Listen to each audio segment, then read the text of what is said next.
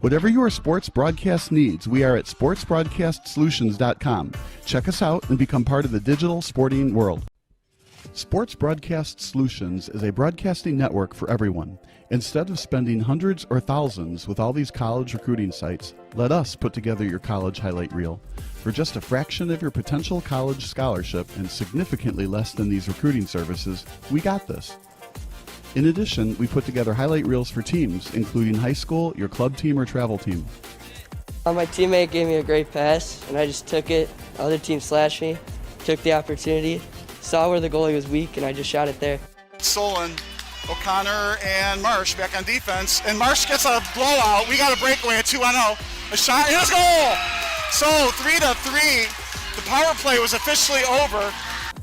Whatever your sports broadcast needs, check us out at sportsbroadcastsolutions.com. Check us out and become part of the digital world.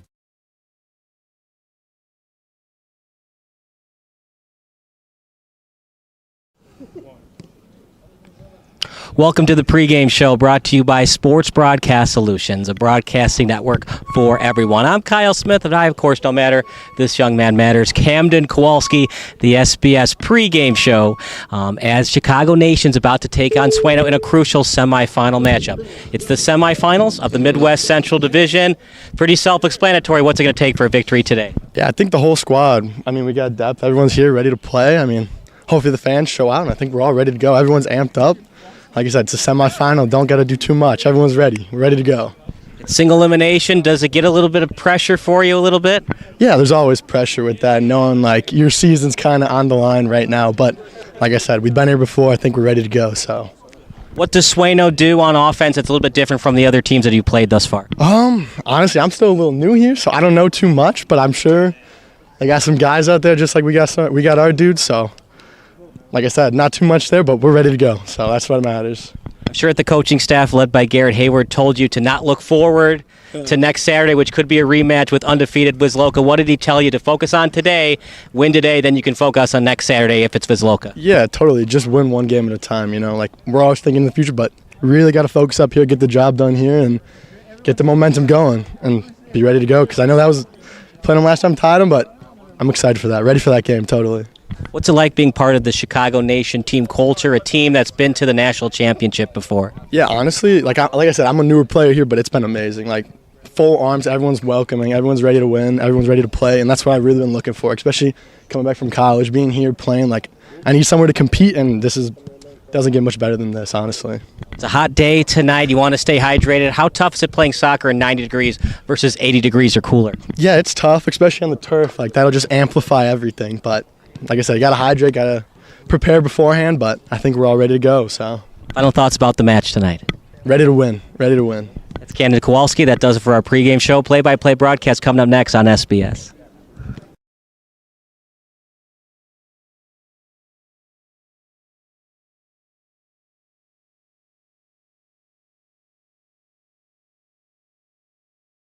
Sports Broadcast Solutions is a broadcasting network for everyone. SBS offers live telecasts on Channel 59.3, YouTube, or Twitch. We include pre- and post-game interviews with the players. You know, I started in the locker room. All the boys were getting going before the game and stuff, and we kind of found a little click at the beginning of the game, so I think that's what got us going. We also include digital live statistics, play-by-play commentary, team highlight reels, and even more than that. Go online to sportsbroadcastsolutions.com or search Sports Broadcast Solutions on YouTube. SBS, a broadcasting network for everyone. Sports Broadcast Solutions is a broadcasting network for everyone. At SBS, we offer a professional broadcasting experience for the non-professional athlete. Just like the pros, we offer everything for you.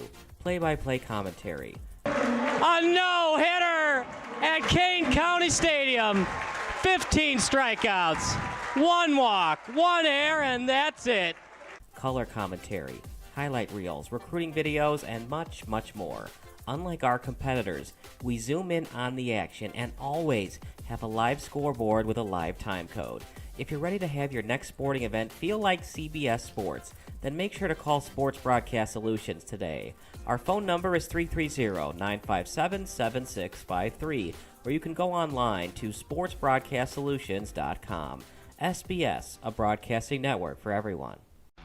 Missing your child's sporting event just plain stinks. But you don't have to worry about that anymore, thanks to Sports Broadcast Solutions. SBS is a live broadcasting network, as well as covering your on-demand needs, recruiting videos, highlight reels, and much, much more. We can broadcast live to any website, and we also post as much on-demand content as you need. For more information about SBS, check out our website at sportsbroadcastsolutions.com. Sports Broadcast Solutions, a broadcasting network for everyone.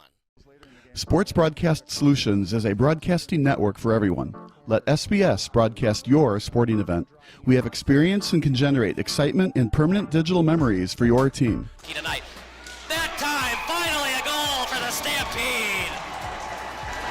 We have professional videographers using high-definition modern-day cameras, color analysts, and play-by-play announcers with state-of-the-art, classy graphical scoreboards to keep you updated. Plus, we have commercials to advertise your team, club, or sponsor, and us.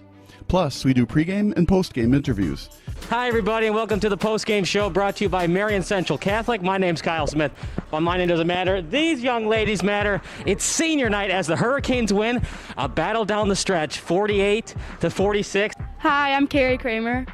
I swim 50 breast, 50 free, and 100 back. Whatever your sports broadcast needs, we are at sportsbroadcastsolutions.com. Check us out and become part of the digital sporting world. Sports Broadcast Solutions is a broadcasting network for everyone. Instead of spending hundreds or thousands with all these college recruiting sites, let us put together your college highlight reel. For just a fraction of your potential college scholarship and significantly less than these recruiting services, we got this. In addition, we put together highlight reels for teams, including high school, your club team, or travel team. My teammate gave me a great pass, and I just took it. The other team slashed me, took the opportunity, saw where the goalie was weak, and I just shot it there. Solon, O'Connor, and Marsh back on defense. And Marsh gets a blowout. We got a breakaway at 2-0. A shot, and it's goal! So 3-3. The power play was officially over. Whatever your sports broadcast needs, check us out at sportsbroadcastsolutions.com. Check us out and become part of the digital world. Sports Broadcast Solutions is a broadcasting network for everyone. For those of you who would like to broadcast or live stream your event, or maybe make a highlight tape, but would like a sponsor to fund the event, SBS has a myriad of ways to advertise your sponsor during our broadcasts. We have commercials. We have on-air reads by the announcers. Albatross Physical Therapy and Wellness specializes in pain-free. We have graphics, and we have watermarks. Finally, Sports Broadcast Solutions can create a commercial for you or your sponsor. Whatever your sports broadcast needs, we are at sportsbroadcastsolutions.com. Check us out and become part of the digital sporting world. Sports Broadcast Solutions is a broadcasting network for everyone. For those of you that just want raw footage of your sporting event, but no play-by-play or color commentary, you just need us to live stream video from the event over the internet. We will live stream your event on YouTube on our Sports Broadcast Solutions channel. In addition, we also have a dedicated channel on YouTube for live streaming at SBS Livestream. And if you need multiple channels, we can utilize Facebook Livestream and Instagram Live on our channel as well. Options include commercials from your sponsors, professional scoreboard graphics are still available, and of course, yes, pre- and post-game interviews are available as an option if you want. We've been working really hard this whole summer and stuff. Whatever your sports broadcast needs, we are at sportsbroadcastsolutions.com. Check us out and become part of the digital sporting world. Sports Broadcast Solutions is a broadcasting network for everyone.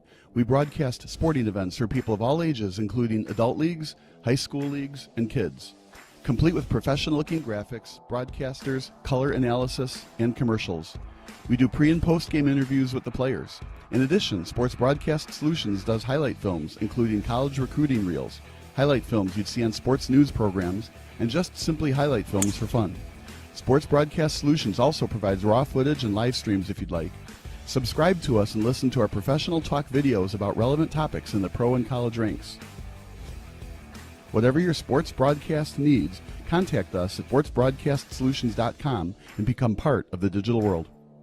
This is Sports Broadcast Solutions, a broadcasting network for everyone. Check us out at sportsbroadcastsolutions.com and become part of the digital sporting world.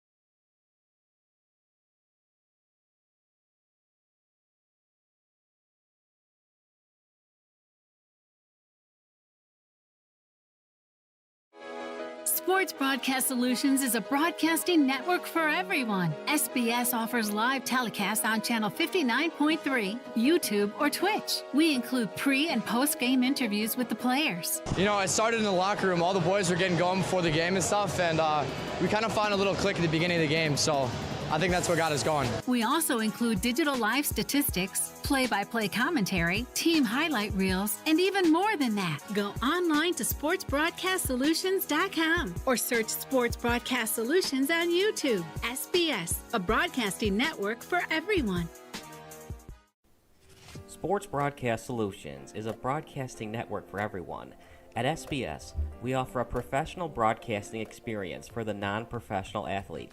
Just like the pros, we offer everything for you. Play-by-play commentary. A no-hitter at Kane County Stadium. 15 strikeouts, 1 walk, 1 error, and that's it. Color commentary, highlight reels, recruiting videos, and much, much more. Unlike our competitors, we zoom in on the action and always have a live scoreboard with a live time code. If you're ready to have your next sporting event feel like CBS Sports, then make sure to call Sports Broadcast Solutions today. Our phone number is 330-957-7653, or you can go online to sportsbroadcastsolutions.com. SBS, a broadcasting network for everyone. Missing your child's sporting event just plain stinks. But you don't have to worry about that anymore, thanks to Sports Broadcast Solutions. SBS is a live broadcasting network, as well as covering your on-demand needs, recruiting videos, highlight reels, and much, much more. We can broadcast live to any website, and we also post as much on-demand content as you need. For more information about SBS, check out our website at sportsbroadcastsolutions.com. Sports Broadcast Solutions, a broadcasting network for everyone. Sports Broadcast Solutions is a broadcasting network for everyone. Let SBS broadcast your sporting event. We have experience and can generate excitement and permanent digital memories for your team. Tonight. That time, finally a goal for the Stampede! We have professional videographers using high-definition modern-day cameras, color analysts, and play-by-play announcers with state-of-the-art, classy graphical scoreboards to keep you updated. Plus, we have commercials to advertise your team, club, or sponsor, and us. Plus, we do pregame and postgame interviews. Hi, everybody, and welcome to the postgame show brought to you by Marion Central Catholic. My name's Kyle Smith, but my name doesn't matter. These young ladies matter. It's senior night as the Hurricanes win a battle down the stretch, 48-46. Hi, I'm Carrie Kramer. I swim 50 breast, 50 free, and 100 back. Whatever your sports broadcast needs, we are at sportsbroadcastsolutions.com. Check us out and become part of the digital sporting world. Sports Broadcast Solutions is a broadcasting network for everyone. Instead of spending hundreds or thousands with all these college recruiting sites, let us put together your college highlight reel. For just a fraction of your potential college scholarship and significantly less than these recruiting services, we got this. In addition, we put together highlight reels for teams, including high school, your club team, or travel team. My teammate gave me a great pass, and I just took it. The other team slashed me, took the opportunity, saw where the goalie was weak, and I just shot it there. Solon, O'Connor, and Marsh back on defense. And Marsh gets a blowout. We got a breakaway at 2-0. A shot, and it's goal! So 3-3. The power play was officially over. Whatever your sports broadcast needs, check us out at sportsbroadcastsolutions.com. Check us out and become part of the digital world. Sports Broadcast Solutions is a broadcasting network for everyone. For those of you who would like to broadcast or live stream your event, or maybe make a highlight tape, but would like a sponsor to fund the event, SBS has a myriad of ways to advertise your sponsor during our broadcasts. We have commercials. We have on-air reads by the announcers. Albatross Physical Therapy and Wellness specializes in pain-free. We have graphics, and we have watermarks. Finally, Sports Broadcast Solutions can create a commercial for you or your sponsor. Whatever your sports broadcast needs, we are at sportsbroadcastsolutions.com. Check us out and become part of the digital sporting world.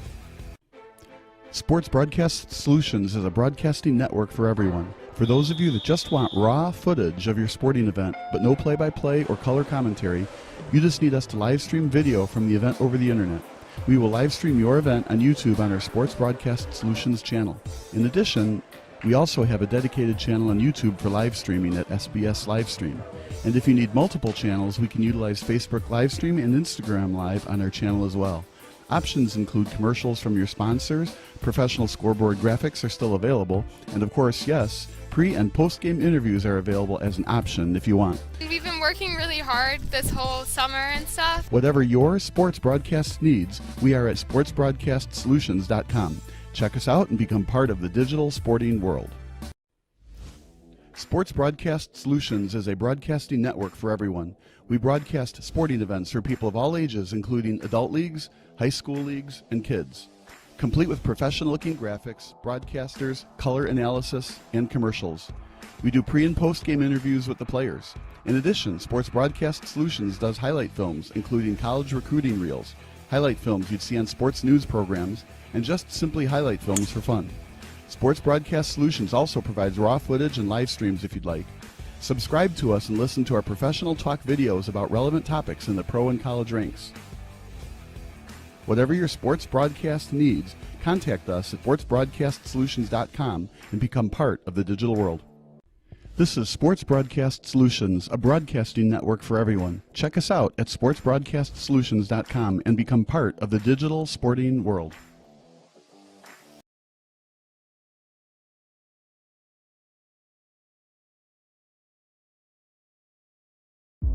Hi, I'm Sean Rugstad, Caldwell Banker Realty. I'm out of the Glenview, Illinois office. I left Caldwell Banker a time of transition, thinking that the grass was greener on the other side. I was gone for 2 years and I realized right away I had made a mistake. I love the culture of Caldwell Banker. It's built around the agents. That's something that I felt I was missing before. They promote success by everybody working together. Everybody can network. Everything about the company is the best.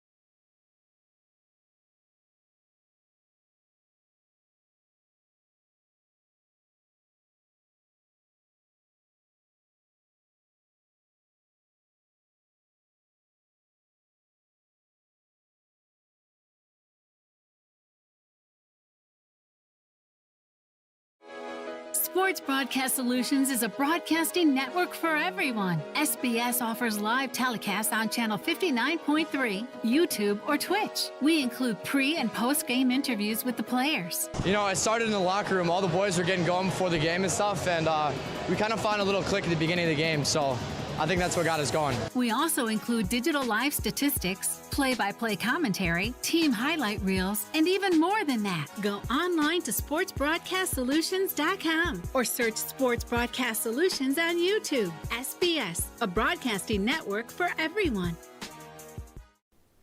Sports Broadcast Solutions is a broadcasting network for everyone. At SBS, we offer a professional broadcasting experience for the non-professional athlete. Just like the pros, we offer everything for you. Play-by-play commentary. A no-hitter at Kane County Stadium. 15 strikeouts, 1 walk, 1 error, and that's it. Color commentary, highlight reels, recruiting videos, and much, much more. Unlike our competitors, we zoom in on the action and always have a live scoreboard with a live time code. If you're ready to have your next sporting event feel like CBS Sports, then make sure to call Sports Broadcast Solutions today. Our phone number is 330-957-7653, or you can go online to sportsbroadcastsolutions.com. SBS, a broadcasting network for everyone. Missing your child's sporting event just plain stinks. But you don't have to worry about that anymore, thanks to Sports Broadcast Solutions. SBS is a live broadcasting network, as well as covering your on-demand needs, recruiting videos, highlight reels, and much, much more. We can broadcast live to any website, and we also post as much on-demand content as you need. For more information about SBS, check out our website at sportsbroadcastsolutions.com. Sports Broadcast Solutions, a broadcasting network for everyone. Sports Broadcast Solutions is a broadcasting network for everyone. Let SBS broadcast your sporting event. We have experience and can generate excitement and permanent digital memories for your team. Tonight. That time, finally a goal for the Stampede! We have professional videographers using high-definition modern-day cameras, color analysts, and play-by-play announcers with state-of-the-art, classy graphical scoreboards to keep you updated. Plus, we have commercials to advertise your team, club, or sponsor, and us. Plus, we do pregame and postgame interviews. Hi, everybody, and welcome to the post-game show brought to you by Marion Central Catholic. My name's Kyle Smith, but my name doesn't matter. These young ladies matter. It's senior night as the Hurricanes win a battle down the stretch, 48-46. Hi, I'm Carrie Kramer. I swim 50 breast, 50 free, and 100 back. Whatever your sports broadcast needs, we are at sportsbroadcastsolutions.com. Check us out and become part of the digital sporting world.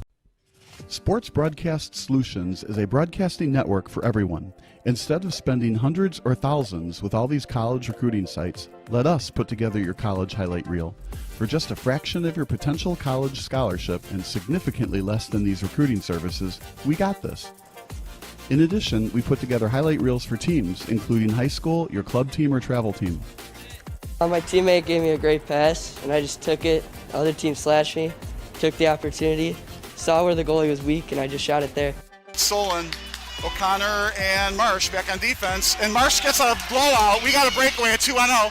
A shot, and a goal! So 3-3. The power play was officially over. Whatever your sports broadcast needs, check us out at sportsbroadcastsolutions.com. Check us out and become part of the digital world. Sports Broadcast Solutions is a broadcasting network for everyone. For those of you who would like to broadcast or live stream your event, or maybe make a highlight tape, but would like a sponsor to fund the event, SBS has a myriad of ways to advertise your sponsor during our broadcasts. We have commercials. We have on-air reads by the announcers. Albatross Physical Therapy and Wellness specializes in pain-free. We have graphics, and we have watermarks.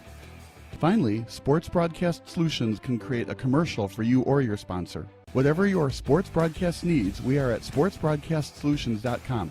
Check us out and become part of the digital sporting world.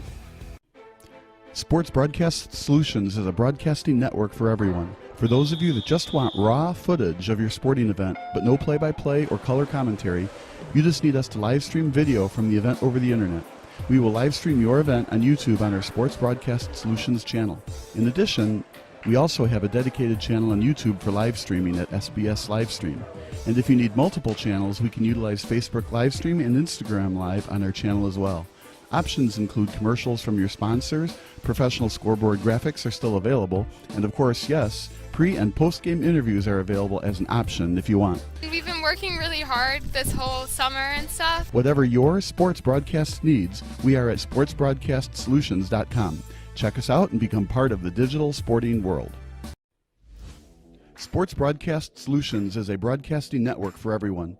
We broadcast sporting events for people of all ages, including adult leagues, high school leagues, and kids. Complete with professional-looking graphics, broadcasters, color analysis, and commercials. We do pre- and post-game interviews with the players. In addition, Sports Broadcast Solutions does highlight films, including college recruiting reels, highlight films you'd see on sports news programs, and just simply highlight films for fun. Sports Broadcast Solutions also provides raw footage and live streams if you'd like. Subscribe to us and listen to our professional talk videos about relevant topics in the pro and college ranks. Whatever your sports broadcast needs, contact us at sportsbroadcastsolutions.com and become part of the digital world. This is Sports Broadcast Solutions, a broadcasting network for everyone. Check us out at sportsbroadcastsolutions.com and become part of the digital sporting world.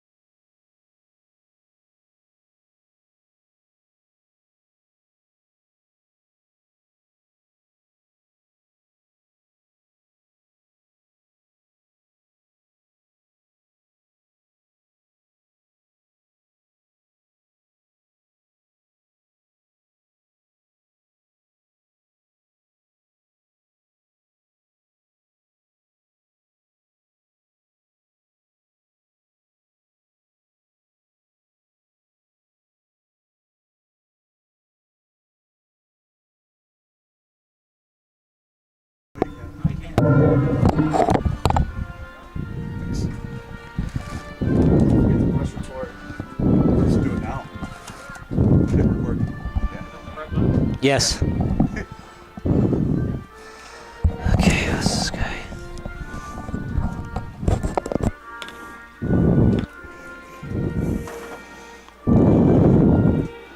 88 degrees.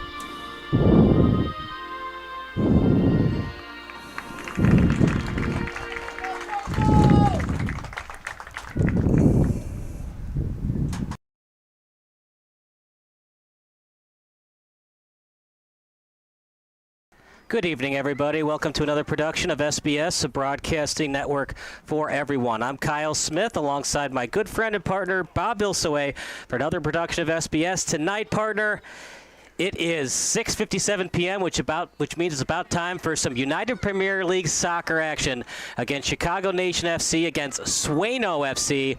And Sueno FC, partner, 5-4-1. They have their act cut out for them. They're playing the 9-0-1 Chicago Nation FC team. Yeah, and we were here when they had that tie. I don't know what it is about me, but I like to start out with the weather. It is 88 degrees. The sun is going down, right? So it's getting cooler and very little wind. I saw the flags during the national anthem going from the right to the left, which means from the south to the north. So not a whole lot of wind, so that won't matter. But a lot of heat, 88 degrees. Sueno had to win a play-in game on Wednesday to get to this match. So here we are now playing the top team, Chicago Nation, at 9-0-1. Last time they played, the referees told me, I didn't look it up, but the referees told me that Chicago Nation won the game 6-1. So Sueno has a lot of room to go to catch up that kind of a gap, 5-goal gap since last time. They sure do, and it's going to be a tall task for them, as it's you're going up against a Chicago Nation team that's 9-0-1, looking to get revenge. Their perfect season is no longer part, or at least the absolute perfect season. They're still undefeated. Will they be frustrated? Will we see a kind of a revenge game tonight from Chicago as they look to avenge last week's tie? Yeah, I'm thinking that they're simply going to work hard and get the lead and never get behind. But from Sueno's perspective, though, what they have to do is stay very, very defensive and not let Chicago Nation score, and then try to get some counterattacks. And if they can get the first counterattack 1-0, then stay in that defensive shell. That's got to be their strategy to win. So early in the game, they'll probably stay back more defensive, and then as the game wears on, if they can get that break and they can get that lead, then they can win this. But if they don't get the lead against Chicago Nation, I hate to say if they get behind 1-0, it's over. But if Chicago Nation scores first, it doesn't look good. But you know how this goes. Anything can happen. You get a penalty in the penalty box, can tie the score up that way, and then they start all over again. So it'll be Chicago Nation FC in the blue, Sueno in the white. Sueno will start with the ball. They're trying to avenge a match they played against Chicago last season. They got dominated 6-1, but Sueno, it's a different team. It's a different Chicago Nation FC team. So we'll see what happens tonight. But meanwhile, it'll be Chicago Nation FC against Sueno. Winner advances to next Saturday's Midwest Central Championship game. Then the winner of that goes to the round of 16. Something that Chicago's very familiar with. Sueno, it's a new team. They're just hoping to win tonight and advance to the round of 32. And we have noisemakers again. We got one or two vuvuzelos, right? And a couple of other noisemakers on this side, so we'll get a couple of fans making some noise for us here tonight. It's not a whole lot in the stands yet. As the game wears on, though, what we find is people show up late. They have concessions downstairs, and Sueno starts out with the ball. If I'm them, I think I would want to do a lot of ball possession at the beginning, as much as they possibly can. Kind of like, and I'll be silly, but get your feet wet. Keep your foot on the ball. And that's exactly what they're doing right now. They have the first possession, and they haven't given it up. And that's something we noted with Chicago Nation the other day, too. They just did not turn the ball over very often against a very talented opponent. So it's played over that time to Jackson, and he sends it over to the sideline. Guarded closely that time by Kowalski, who we had in the pregame show, now played by number 6 of Sueno. And 70 meters away from the goal, then tapped over to the far touchline. A little tap kick. Sutton was there to guard, but it was last touched by Sutton. Throw-in coming up for Sueno, as it's a throw-in 30 yards away from the goal. Tap kick out in front. Chicago looking to steal. Double team comes, and they had a chance, partner. Are you surprised that Chicago didn't go all in with the double team to get that steal? No, I'm surprised, though, that the ball... Chance, one-timer, and just off the net. I'm surprised that Sueno has done so well with the ball. They held on to it the whole time until finally they got, I don't know if you want to call that a quality shot, but it was a great pass, and there was nobody between the shooter and the goalie. It could have been a little bit better kick on goal instead of going wide, but that was a very nice pass to an open player.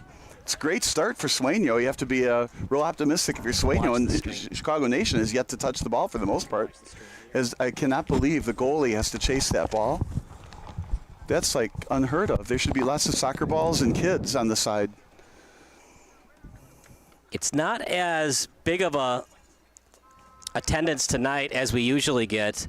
It's a little bit hotter than we've seen in the past, so possibly it was too hot for some of the fans, but they'll straddle in the next 10 or 20 minutes or so. And I'm surprised, partner. Usually a defender helps Debeneghi get that ball. They let their goalkeeper get that one. Yeah, being a volleyball coach, I don't let my setter go chase the ball. She does all the running during the game. I'm saying somebody else get that ball for her, and usually I want somebody off the bench to do it. I get really mad when somebody on the bench doesn't get up and get it, and that should at least be happening here if you're not going to have some kids on the outside and spare soccer balls. I'm just a little bit surprised by that, and here we are in a quarterfinal playoff game. Played over to Shevchenko. Shevchenko gets it as it's played back over to Debeneghi. So that was the first time Chicago Nation has held on to the ball, but notice how they got it back to the goalie and no turnovers. So they're trying to play a turnover-free brand of soccer as well, and that sure worked the other night. A little tap kick, and Debeneghi will play it. Good job by Lebovic telling him where the ball is. And right now, Sueno putting the pressure on Chicago, partner. They had a shot that went wide on the one-timer chance. And now Chicago on the attack. Capitanos will play it. Throw-in awarded for Chicago. Yeah, predictably, Nation went for a send. Sueno's defense was way up, so that doesn't leave a whole lot of midfield for Chicago Nation to play with the ball. Over to Shevchenko. Shevchenko over to his left.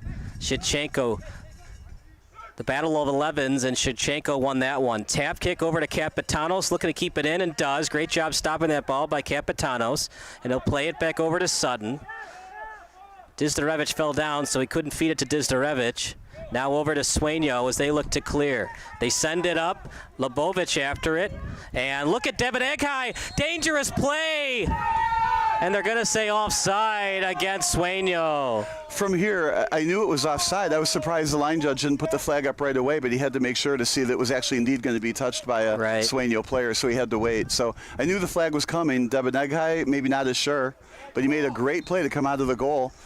And when you come out that far, it is definitely a risk, right? But you've also got defenders sprinting back. If something happens and he does miss it, the defenders have to run it down then.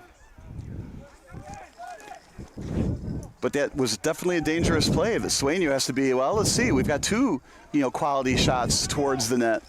Yeah, quality passes. And just got to know where you are at all times. And maybe that's why Debeneghi cheated up. He knew that it was an offside play. So if it got touched by a Sueno player, it's going to be offsides anyways. If I get it, I get the ball, and then I can do a quick punt up as I send it up past midfield. And, of course, he had to make that decision in like a millisecond, and that's one of the reasons he's one of the best goalies there is here. Very rare does he give up a goal. Only goal he gave up last week was on a penalty kick. But they haven't looked great right now, partner. Like I said, I was wondering if they were going to let that tie last week get to them. And they don't look as good as they looked as they did against Wisloka. Well, it's early yet, but I think this is the other way around. Sueno is just doing a terrific job holding on to the ball, and they haven't turned it over. Here's an attempt at a send, and they got kicked, got defended. But Sueno is doing a great job of holding the ball. Now Chicago Nation finally gets it back, so now they have another possession. Let's see what Chicago Nation does with it.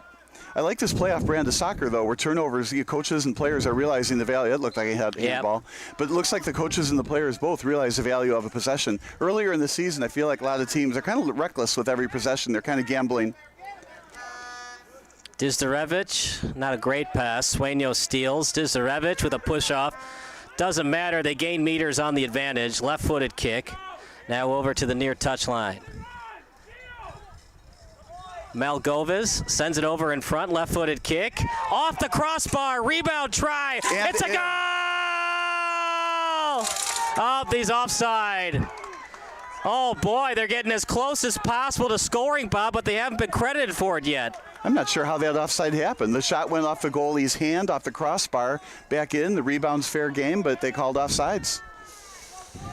Wow, what a break for Chicago. Yeah, that's a huge break for Chicago. It's exactly what we were talking about. Sueno needed to score first, and then they could go into that defensive shell. But right now, the shell they could go into is one of ball control and defense. Sueno's doing a terrific job. Now, hopefully that woke up Chicago Nation on that.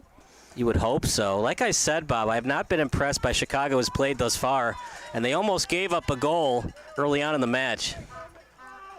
Headed by Klabjan. Well, they almost gave up more than a goal. I mean, that was almost a goal there. They had those other two quality attacks. Right. So right now, Sueno is ahead 3-0 on, I'll just say, dangerous plays. Throw in. Hi, how are you? Now played. Yeah, we do. We're doing well. Thank you.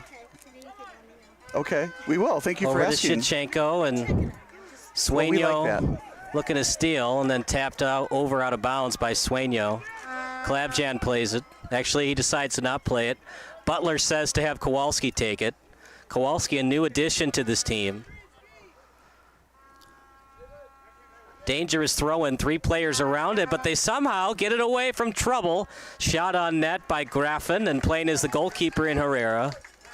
What a play that time, Bob. What were they able to do so successfully? There were 3 Sueno players around it, and somehow Chicago tapped it out of trouble and got the shot on goal. Well, the scary comment is uh-oh, here we go again. Just took a dive there, back to the goalie, no call, probably a good no call. But on that play, when you're 5-4, they misjudged the header, and the Chicago Nation didn't misjudge the header, Sueno did. So maybe if they misjudge a couple other plays, that results in losses. He hit the ball first, no call. So far, I really like what the referee is doing. Only call the fouls when there is not an advantage or if it takes an advantage away. Some of the fans are like, hey, there's a foul, call it. But if you've got an advantage, let it go. Another send into the corner. As long as the ref's consistent, that's all that matters. At the end line, Kowalski on his left foot. Taps it back over to Shevchenko. His left-footed kick, sends it over in front. Intended target was Graffin, and then played by Herrera. Yeah, there was a defensive play I didn't really like on Sueno there. The Chicago Nation player had the ball just on the outside of the goal box there, and then he gave him kind of a hip check. If that player embellishes it, the little LeBron in him comes out, that could be a penalty kick. Looking for Jackson on the left. Instead, he'll send it up. Intended target that time was Galmoez, and then sent over to the touchline. And that's what Sueno has to fight against the whole game. They have to not make fatal mistakes that cause goals. Stay with nice, consistent passing, continue to connect, and the way they've started is a wonderful start. This is onside, it appears. Shevchenko was onside. Over to his left, tap kick, and offside by Graffin. The shot will not count as he was offside on the shot attempt. That's one thing about playing soccer on a football field. You have the yard markers, and you've got long lines. So it's easier from here to tell if he's offside or not down by either one of the goal ends. Now, of course, we're in the middle. We can see what happens in the middle. But in soccer, when there are no football yard markers, it's difficult for us to tell is the play really onside or not. But you have to really rely on the lines judges. Right. And what's good about the yard line markers is the coaching staff can look where Sueno is on defense, and he can tell the forwards, hey, stay away from the 10-yard line because you're offside because the defender's at the 12. Stay at the 15. And so you have these actual yard markers where the forwards and midfielders can know where to be at all times. Now here's another onside send. And all these sends are happening because Sueno is definitely pushing up on defense. Centered. Out front, Shevchenko off his foot. Another offside against Chicago. Yeah, Capitanos was called for it. Yeah, again, that's less about Chicago Nation and more about Sueno's defense that are staying very disciplined and very forward. That's I think it's a riskier defense, but it does cause good teams havoc. Well, they know they got to score goals tonight, Parker. It's asking a lot of your goalkeeper to win tonight 1-0. dangerous slide tackle, but he got the ball first. It's turned out to be safe. Right. Looks like a corner kick. First corner of the game. So if you're Capitanos in that situation, Bob, if you feel a tug at the leg, do you play through it or try to fall down and see if you get the call? Yeah, in that quick nanosecond, you have to make the decision. You see if you can continue to go forward with making the play, and then you decide that, well, if that's going to ruin the play, fall down and see if the ref calls it. It's like that, that analogy to hockey. When you feel a tug at the shin, do you fall down and see if the tripping call is called in hockey? Yeah, I think you always try to make the play that might result in the goal. That was touched by Herrera, so no handball. Well, the hand that you saw hit it was the goalie's hand. Right, that's what I said, yeah. Yeah. But we saw a handball earlier, so yeah, we in did. case the audience is wondering, it's happened before in soccer where a defender didn't think the ref was looking and he handballed it. Well, they do that on a play off a corner. That's a red card, immediate ejection, all that mess. I mean, you can't use your hands if you're a defender on that kind of a shot. My daughter did that one time in a soccer game, and they missed the penalty kick. They went into overtime, but of course they were playing the players short. The problem wasn't that as much as they kick you out for the next game, too. It was a very smart defensive play when you're the last resort and the ball's going over your head. The only way you can stop it is with your hand, and you can preserve your lead. But then you miss the next game, too. Hailed as a hero, but just sit on the bench a lot. Did I ever tell you the story when I was 10 and I dropped the gloves in a hockey game? In 10 years old? Yeah. You've been watching too much professional hockey then. Correct. I thought it was only a 5-minute penalty, but in youth hockey they told me it was going to be a game misconduct. But I was only 10, so they only gave me the 5-minute minor. Should have told them it was an accident. They didn't mean it.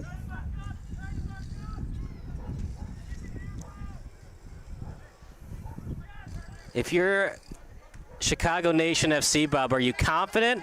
Are you a little pessimistic, or are you indifferent how the game's gone so far? That's a great answer. I think you would say it's not going exactly the way I expected it to. I think is how you'd have to say, Sueno's putting in a little bit more effort than I thought they would and more skill than I thought they had. So we're going to have to try a little harder, and maybe Chicago Nation is going to have to ramp it up, and it's early yet. And it's still, fortunately for them, 0-0. Is the pressure more on Chicago or Sueno if it's a 0-0 game going into the 80th and 85th minute? Oh, gosh, the pressure just mounts exponentially against Chicago Nation. I mean, Sueno is playing fast, loose, and free, and anything that happens for them is gravy. Chicago Nation, they're expected to be in this spot. They're expected to be past the next round after this. Good pass over to Graffin. Kicked out by Sueno's number 21. Yeah, pretty sure we have a corner coming here. So that's not exactly the result they wanted. I think the defender wanted to kick it back to his own goalie, but missed, and it went wide. So now you get another corner kick for Chicago Nation. Now this is where I like to see a left-handed corner kicker instead of a right-footed corner kicker. So the ball curls toward the net. There are some factions out there that think a right-footed kicker is still okay and the ball curls away from the net, so away from the defense and away from the goalie. That's just not what I like. Shevchenko, not a great kick, Bob. But it's still loose out in front. Trying to clear to Sueno. And that's still loose.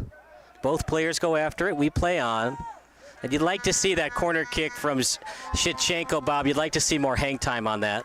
Well, and what I noticed, too, in the two undefeated teams when we played last week, right, a lot of their corner kicks were more than far post, and that surprised me. Usually when we lift the corner kicks, you try to put, like you said, air under it and land more, not exactly in the middle of the field, but on the far post, not past the far post. But consistently last week when we had, a 9-0-1 team and a 7-0-2 team, all of their corner kicks were past the net. So I was intrigued by that.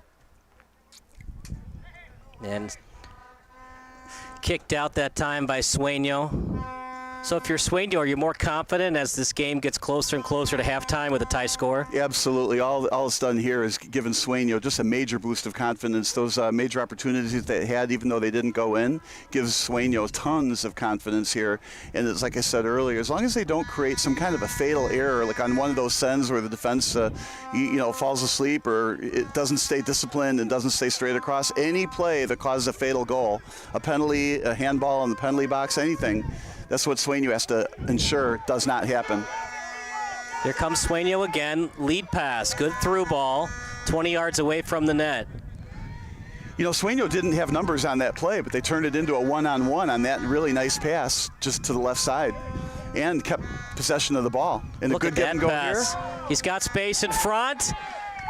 Sutton goes at the legs. Now, did he get ball first or the legs? The ref that time, Bob, the ref says he got the ball first. And that's what the ref was pointing at. And had it been a penalty, boy, it was that in the corner of the penalty box.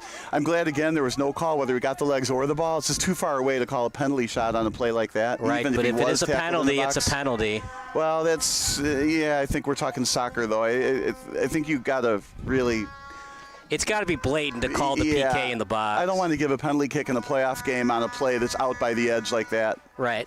And whatever the ref saw first is the call. If he saw ball first before leg, it's allowed. If he sees leg first, even if it's inverted, then yes, it's a PK. Unless, of course, it's the corner of the edge of that goal box, then don't call it. True, because the problem is if you call a PK there, Bob, you have to call it the rest of the game. Anything close, you have to be consistent with. Yeah, I don't want this game won on penalty kicks. I want the best team to actually win. But that's me. That's true, Bob, because if Sueno gets a PK, soccer is one of those sports. It could be a 1-0 final, so if you give up the PK, Sueno plays excellent defense. They advance to the Midwest Central Championship match. And they're showing that they've got ball control skills that I wasn't as confident that they would have. There was a push inside the box. Yeah, and Sueno's arguing, look, you didn't call that one, but you're going to call that one? Yeah, again, a good no call to make, but definitely a push. But nobody said soccer is not a contact sport. Right. Just got to be consistent with it, that's all. Now you the look at refs the have been good Sueno. with it. Oh, sorry. There. You look at, again, the Sueno defense, and they're very disciplined. They're very straight across, all four defenders. There was a send, though. Chance this for is trouble. Graffin, shot, That's rebound, try it, a goal! And that's the fatal error Sueno just couldn't make. Graffin, the newbie, scores, and Chicago takes the first lead of the match.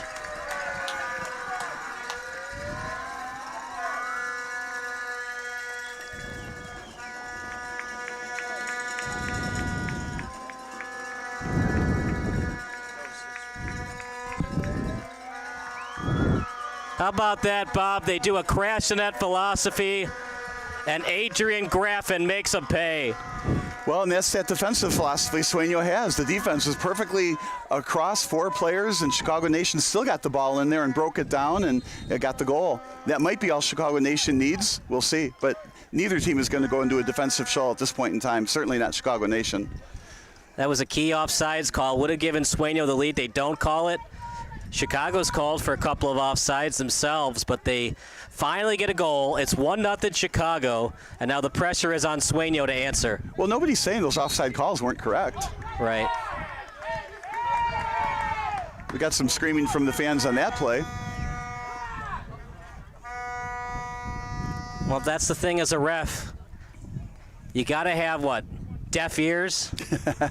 50% of the fans will like you and 50% of the fans will hate you on a call. Well, what you have to have as a ref is good judgment. And if you have good judgment, very, very few times you get the call wrong.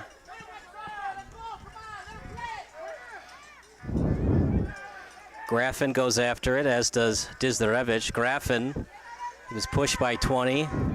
Again, some real nice defense by Sueno. Now they have to fight harder to get that game-tying goal. So now it's no longer ball control in the 0-0 game. It's ball control that has to result in a quality shot and eventually a goal.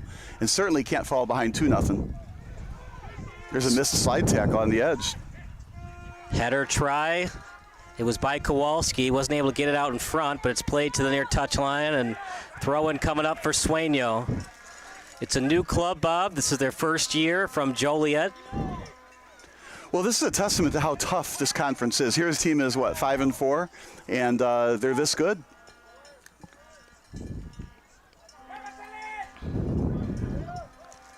A little tap pass over to 21.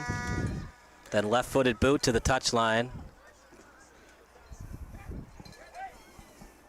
That send was from a bit of a distance. I'd like to see a send from, or a, centering pass, crossing, whatever you want to call it, from a lot closer in.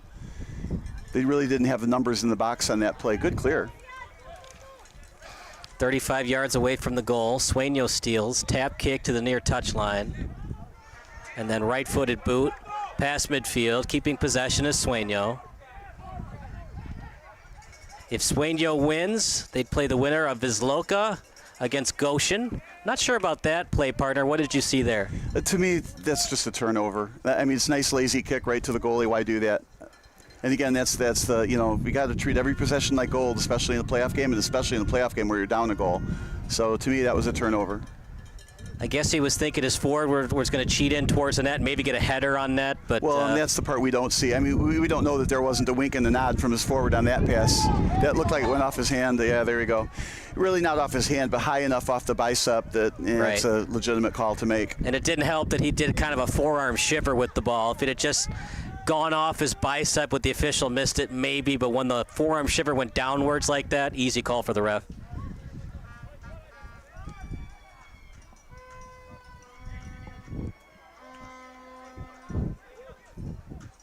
Chicago's lucky to be up a goal. Sueno had a goal, but they were called for offside. Yeah, what I really like about these broadcasts, too, is you can play it back on YouTube and you can watch to see exactly how that offside happened. That's not a good kick either. Good idea, but you got to be with the right body position. You got to arch that leg towards the net. It's obvious when you saw the ball coming towards his leg, it was going to go wide the entire time. Yeah, just not sure I liked the shot. They had, again, some ball possession out in front, just maybe perhaps a little bit more patience. On the other hand, nobody's going to like it if a shot never happened and they lost the ball. Right. And again, the goalie has to go and chase that down. Are you shocked by that, Bob? Because I am. I'd love to see my defenders, especially on a hot night like this, help out my goalkeeper and get the ball for him. Yeah, it's just opposite my intuition. My intuition would be let the defender get it, but then maybe because the defender does all the running, the goalie doesn't have to, I get it. But in the meantime, the clock is running. I'm starting to think if you're Sueno, you're down a goal and the clock is running, maybe you got to find somebody in the stands with a young kid. So, yeah, you go cover that side of the net. But a lot of clock time came off of that. Now they'll probably make up for it at the end of the half.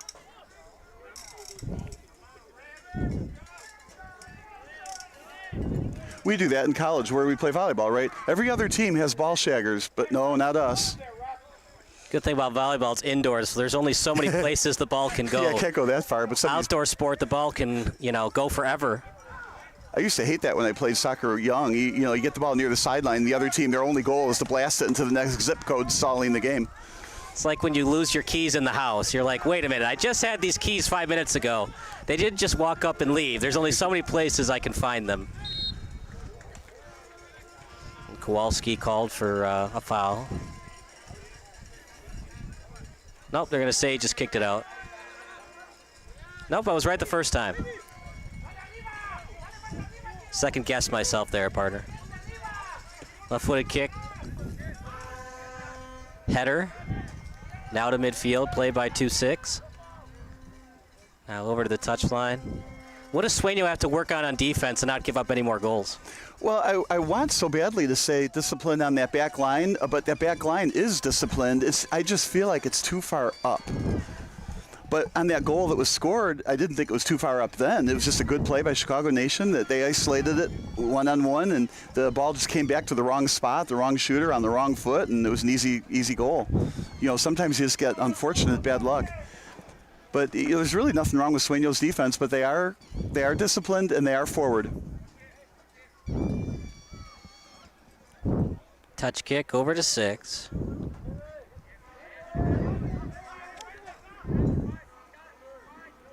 So if you're Sueno, you probably want to limit the possessions, waste as much time as possible, then get the equalizer late in the match, hopefully get another goal, or you win on penalty kicks. Yeah, there's a push from behind. Looked like a little bit of an embellishment on the fall. Again, I think what I would do is play that back and be like, nah, did he really fall because he was pushed, or did he fall because somebody was behind him and maybe nudged him a little bit? And did he fall on his own accord? Was he starting to fall down before even any contact was made? Yeah, but sometimes when the contact gets made, the ref has no choice but to make the call. And, of course, then when you do the additional embellishment, well, I'll call it this. It's like empty net embellishment. You didn't need to do it, but you still do. The difference between gamesmanship and sportsmanship. Sportsmanship says, if you feel a tug, well, unless you were absolutely thrown to the turf, you don't fall down. But gamesmanship says, hey, if I feel a tug at all, I go down and we get a free kick or a penalty kick. Well, and here's another free kick for Chicago Nation in a very good spot, right in midfield. Here's a pass over the net. The referee never said offside, so it looked like it might have been onside. Again, you got to play back. It didn't look like Sueno had a sense of urgency on that defensive play. Right. They were also kind of in no man's land. They were angry about the call, and instead of getting back on defense, they yelled at the ref a little bit. Dizdarevich saw a hole in the D. It forced the last defenders to come up, which allowed a breakaway for Graffin. So whining at the refs, shades of the Celtics. Got a giggle or a chuckle out of the cameraman on that one. Videographer. Remember, it's never the player's fault. It's always the ref's fault, right, that we lost the game.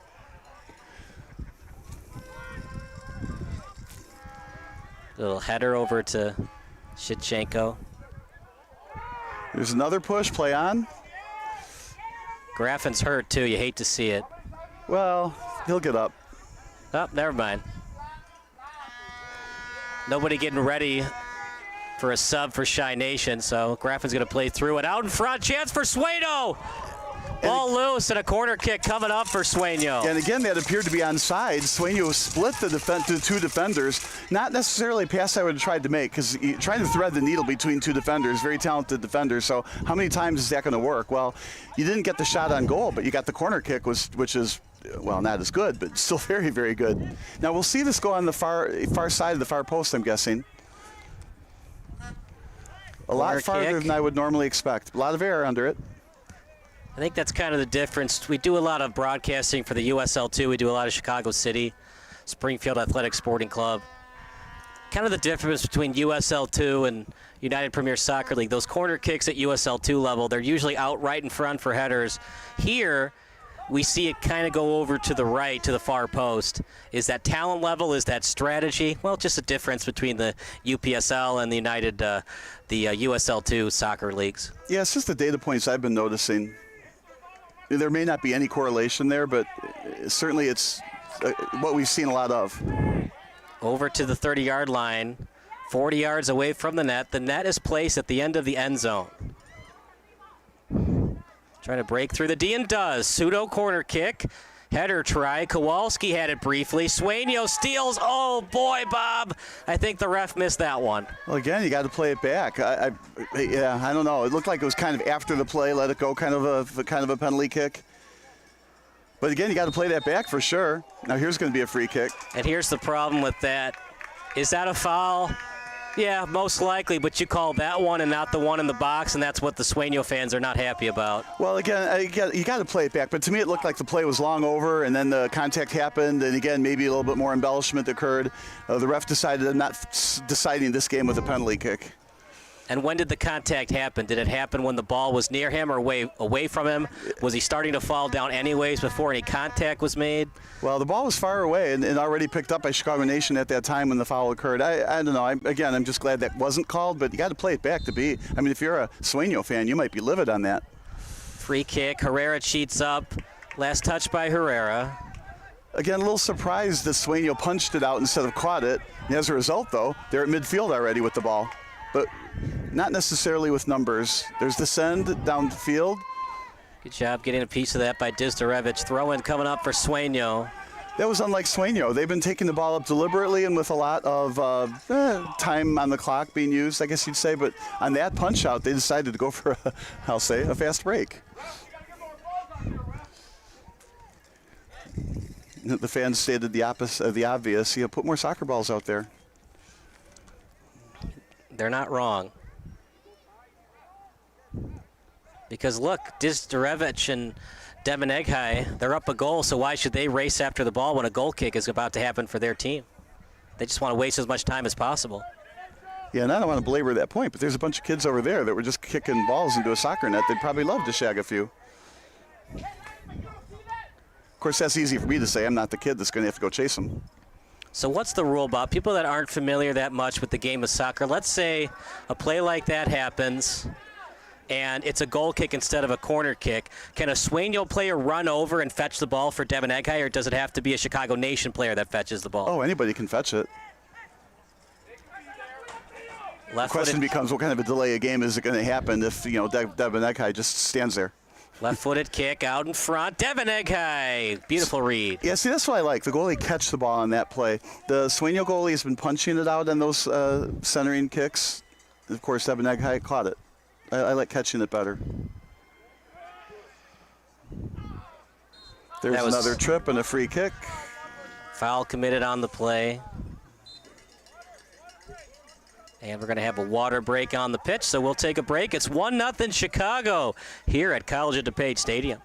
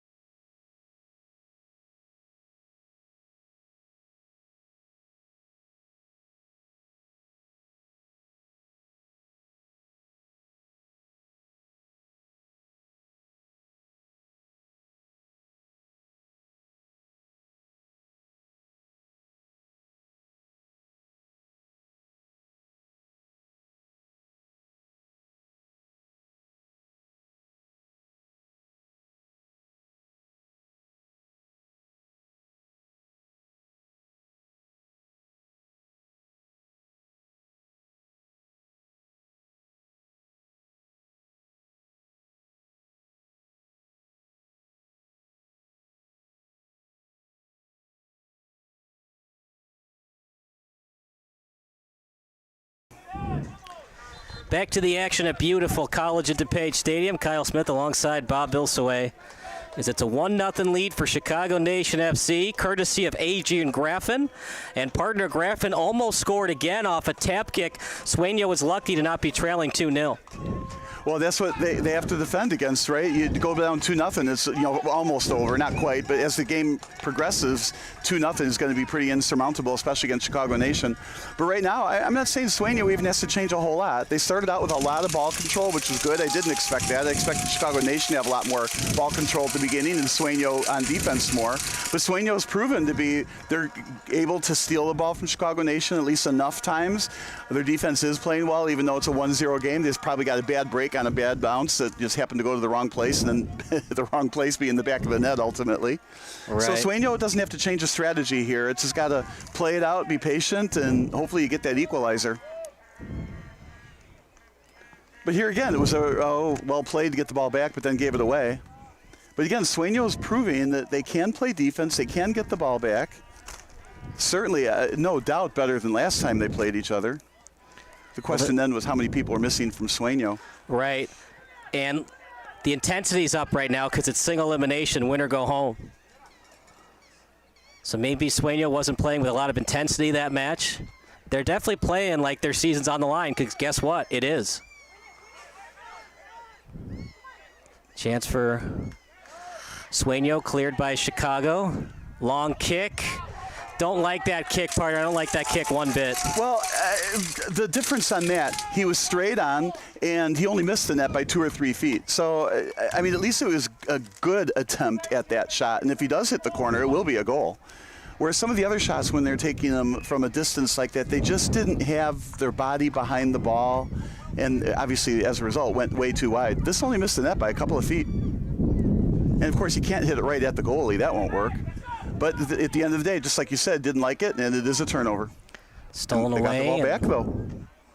Played to the touchline and out of play. Yeah, it went out of play. I didn't think the whole ball went out of play, but again, we got the wrong angle to tell if the whole ball went out of play or not. Certainly the line judge is right there, made the call. Chicago's ball out of bounds.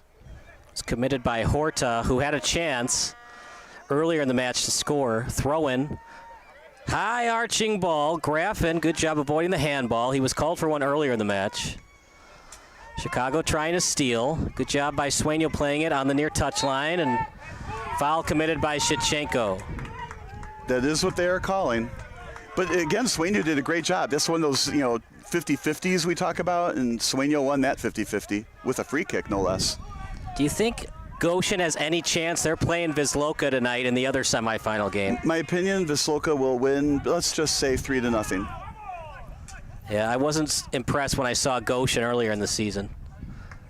Well, yeah, all the teams are good in this conference division. Yeah. In soccer, it's hard to be good. It's hard to win. That's why there's so many draws in a soccer season. You always talk about what's the hardest thing to do in sports, and you probably still agree that the hardest thing to do is hitting that little white ball from 60 feet 6 inches away. But that big ball that's white and black, it's hard to score that one into the back of the net. Yeah, I'm on board. That little baseball is the hardest thing to hit. Here we go. 2-on-2. Shot off the post. Rebound try. Wide. Dizdarevich can't believe it as he shows the audience his six-pack. Oh, boy, partner, as close as possible, but no cigar. Well, there's a lot to talk about. So finally a fan is running out to get the ball. That's all the way against the back fence. But first off, Chicago Nation was allowed to get way too deep without any defensive pressure on the left side, on the goalie's right. Then the shot was made. Now we finally got a second soccer ball on the field, and everyone's cheering. That ball went off the post. Well, 6 inches to the left, it would have been a goal. But it went off the post and got centered. And I'm sorry, I think that rebound just has to be a little bit better shot. He had all the time, well, not all the time, but he had all the time in the world to get his body around it and not kick it wide. Of course, it's easy again for me to say I'm announcing not kicking the ball on the soccer field, but I thought he had time to turn that in. I think he'd like that one back as well. It's a lot easier to be an armchair striker than a regular striker. Yes, sir.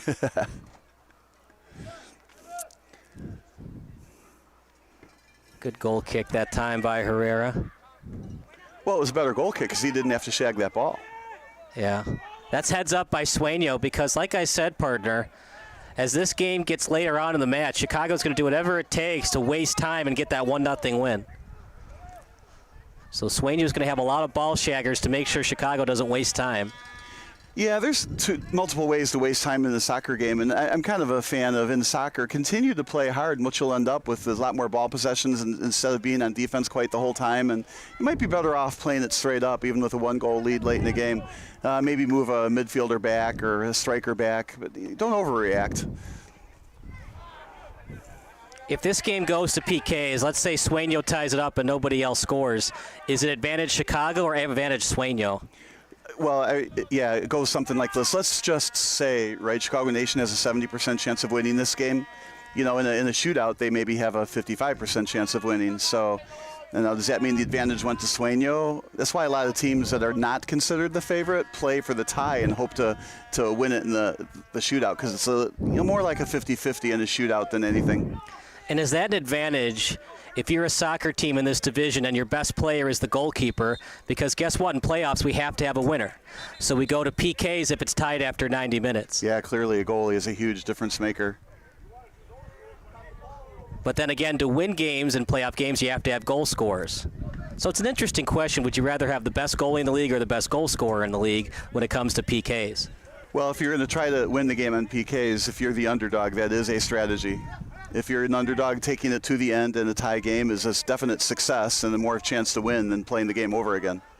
And for Chicago, just find a way to win this game 1-0, 2-0, or any kind of win in regulation. And here again, there's a 50-50 right in front of us, right? And Sueno actually won that 50-50. Now, I guess they gave it away by giving it to the goalie, so they gained some yardage, but they did have control of the ball after all that.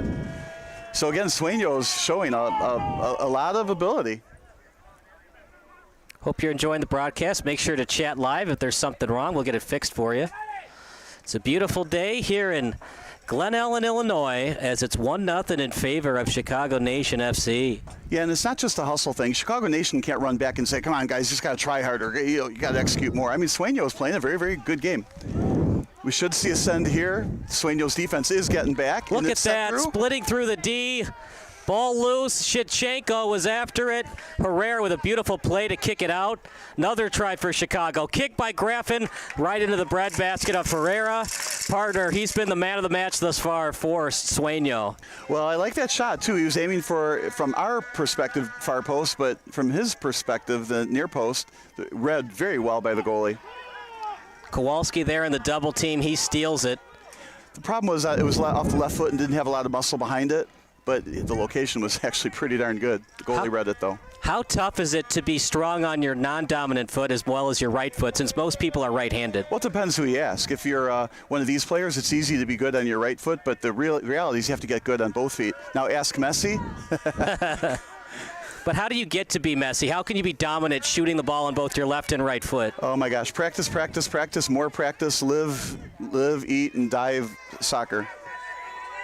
A lot of leg workouts. Oh. and practice with the ball. Constant ball juggling. The thing about the players like Messi is they are so good at plucking the ball out of midair and putting it down at their feet. You watch your kids' soccer and you try and pluck it out of midair, it hits the shin guard and goes 20 yards downfield. So you have to have those soft calves to stop the ball, soft toes to put the ball at your feet. And you got to be able to do that while you're on the run as well. And that's practice, practice, practice.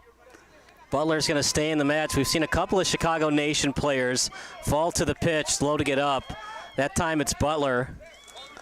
Graffin was shaken up earlier. At SBS, we do the 3 stars of the match. Still very early on in this soccer match, but if I had to pick, number 1 would be Graffin, number 2, Herrera, and then number 3, Devin Eghai. Yeah, that's like picking the MVP before the All-Star break. Of course, I think you had it right this year before the game, the season even started. Good lead pass. Chance for Chicago. Shot Herrera again. My goodness, what a night by Herrera. Partner, what is Herrera doing so well that's creating fits for Chicago? Well, the good thing on that one, I mean, first off, Chicago Nation had another good run and on the left side, so Sueno has to take a look at that right side on defense for one. But the way the Sueno was running it down, there was only a lane for Chicago to hit the ball, right, and the goalie cut down that shot. So the defense, once they gave up that lane, cut off the other lanes, made it difficult to hit the far post, and the goalie closed off the near post, and you got in the way of the shot, and sometimes it's just a bit of luck. You know, if that ball was elevated another foot, it would have been a goal. Resulting now in a corner kick, but an excellent, absolutely excellent save. Got to stop those defensive breakdowns, though. One-timer. It's actually blocked. Another try. Shot. Blocked again. Third try. Blocked again. They're going to call a foul on Chicago Nation, giving Sueno the ball. 3 straight shots. 3 block shots in a row. Yeah, and that goes back to now, is that good defense or is that not good defense, right? Blocking the shots is good defense, but giving up those shots, you got to find a way not to give those up. That was a good play by Chicago Nation to get that break right into the middle. It seems like this match, Bob, for Herrera, he's got to think, look, I have to be perfect the rest of the way out. If I give up another goal, that's probably it. We're going home early. Well, yeah, that would be his thought process, and the defense has to think that same way as well. There's no tomorrow. You can't let Chicago Nation get any shots on. And right now, it's not about Chicago Nation. Sueno is behind by a goal and has to figure out a way to dent the goal at the other net, at the other end. If you're Chicago, do you stay aggressive after 45 minutes, or do you get pretty conservative, try to maintain the 1-0 lead? I think if I'm Chicago, I remember some speed on the right side here. Another try in front. One-timer, a goal! The goal's awarded to Capitanos. Kowalski with the assist, and that might do it. A 2-0 lead for Chicago. So what we see on Sueno's defense is they're letting runs happen with speedy players from Chicago Nation, and that was an easy center and an easy goal. Kowalski flashing some speed on the right side and centering it to Capitano. Easy goal. With a 2-0 lead now, though, I don't know where Sueno is going to find 2 goals the rest of the game. They've shown some fight on offense, so we're not going to write them off, but it's going to be tough to come back from a 2-goal deficit here.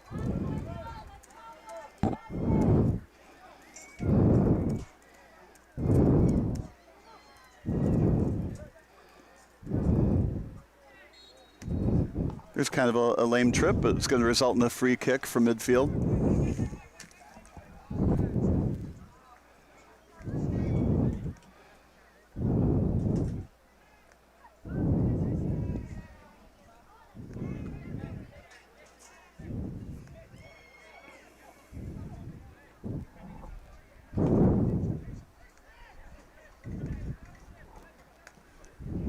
Just tries to center the kick from the free kick. Chicago Nation winds up with the ball. And an immediate send to the far side. Intended target that time was Capitanos. It's Capitanos in no rush with his team up 2-0. It's just going to be a tall task for Sueno. They've already lost to this team 6-1. They've done everything they can to get a lead. They had a goal. They were called for offside. And then Chicago, they're just showing why they're the number 1 seed in the Midwest Central. And the top teams overall in the UPSL, if Chicago keeps winning, all of their quarterfinal, round of 16, round of 32 matches will be here at COD Stadium. It's a great place to play. It's a wonderful stadium. Nice AstroTurf, nice turf field here. And that's just how good Chicago is. So many points, goal differential's fantastic. If they keep winning, they keep having home matches. And for Sueno, well, they looked good against Isthmus, but that was a 4-5 game. This is the number 1 seed in the Central Division. Well, and they actually looked good here. Unfortunately, those 2 goals, this could be a different game if 1 or 2 of those shots from Sueno went in early in the game. I've been impressed with them generally. It's just unfortunately they're playing a very strong team and they're now down 2-0. If you're Sueno, do you make any subs at halftime? Well, the problem there is I'm looking at the bench. They have a lot of players, but we don't see them practice. So, it's hard to say if they should or shouldn't. I mean, when you put a sub in, you can't just do it to put a sub in. You have to do it for a reason, for an advantage. Perhaps they could take a defender out and put a midfielder in, something along those lines. I think at this point in time, the game plan you started with probably needs to be adjusted a little bit now that you're down 2-0 and not at 0-0.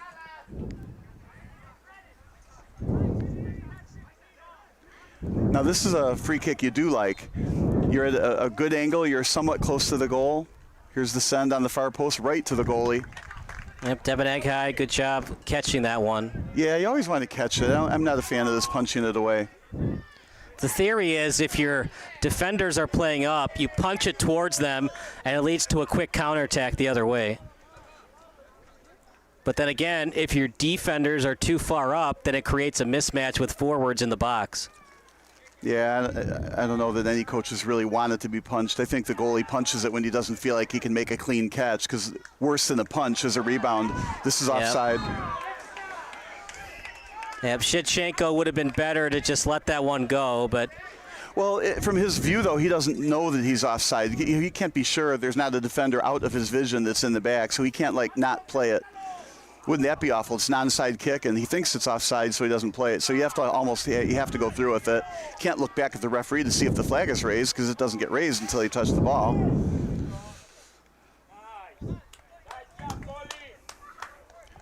Nice effort to keep the ball in play. Yeah, Devin Egghai, there's a reason why he has the league lead in shutouts this season. Yeah, isn't he supposed to be wearing, gold gloves instead of those gloves? He gave up a goal last week, so his coach said, you don't deserve those gold gloves anymore. It's silver and bronze. You give up a goal, that's it. No more gold for you. No, he's been fantastic. The only goal he gave up was on a PK, and he almost saved that one, Bob. Well, I remember the play. That was one heck of a good kick. I mean, maybe if it wasn't as good of a kick, he would have saved it, but I don't know how many goalies could have saved that kick. It was just a perfectly placed shot. And that's what's supposed to happen on penalty kicks. Chicago would love it if Izloka loses tonight. I don't see it happening, and what a match that would be next Saturday. You won't be there, Bob, but Kara would be there. Yeah, I'll miss not being here next week. Oh, that's the end of the first half. And that'll do it for the first half. It's a 2-0 lead for Chicago as they're seemingly in full control of this one.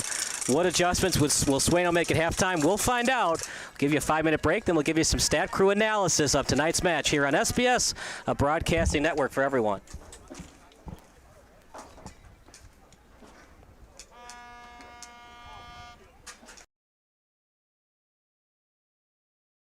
Illinois' top-ranked orthopedic and spine practice, Midwest Orthopedics at Rush, is now in Joliet. See a world-class specialist close to home. To be your best, see the best.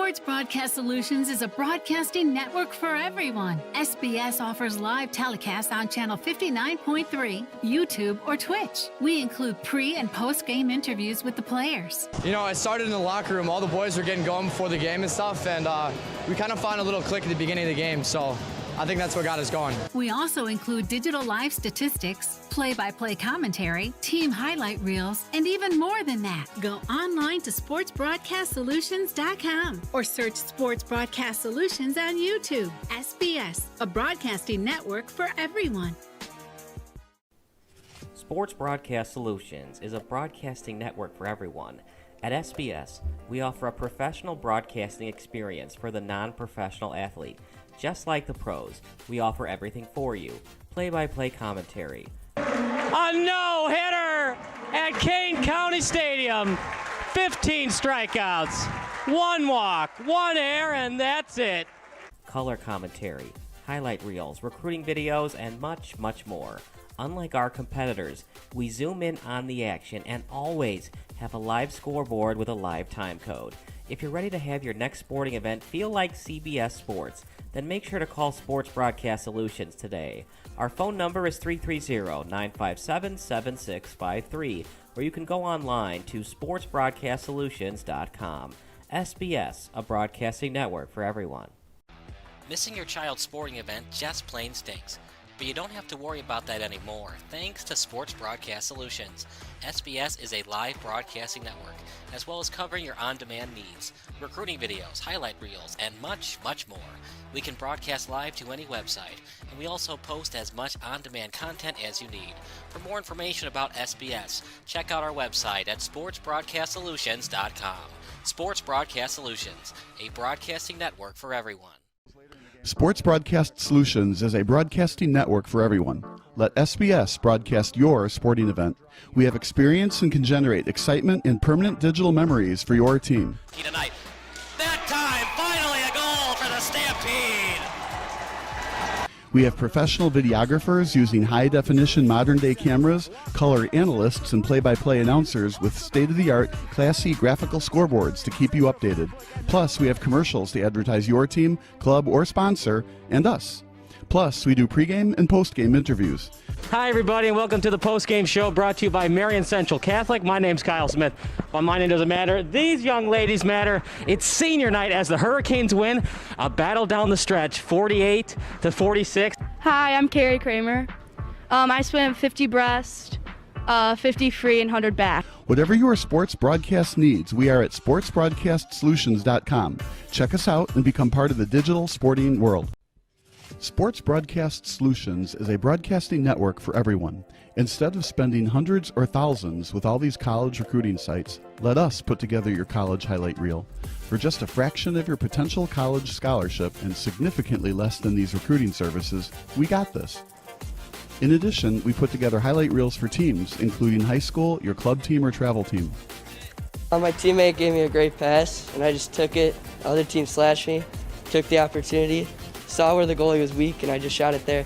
Solon, O'Connor, and Marsh back on defense. And Marsh gets a blowout. We got a breakaway at 2-0. A shot, and a goal! So 3-3. The power play was officially over. Whatever your sports broadcast needs, check us out at sportsbroadcastsolutions.com. Check us out and become part of the digital world.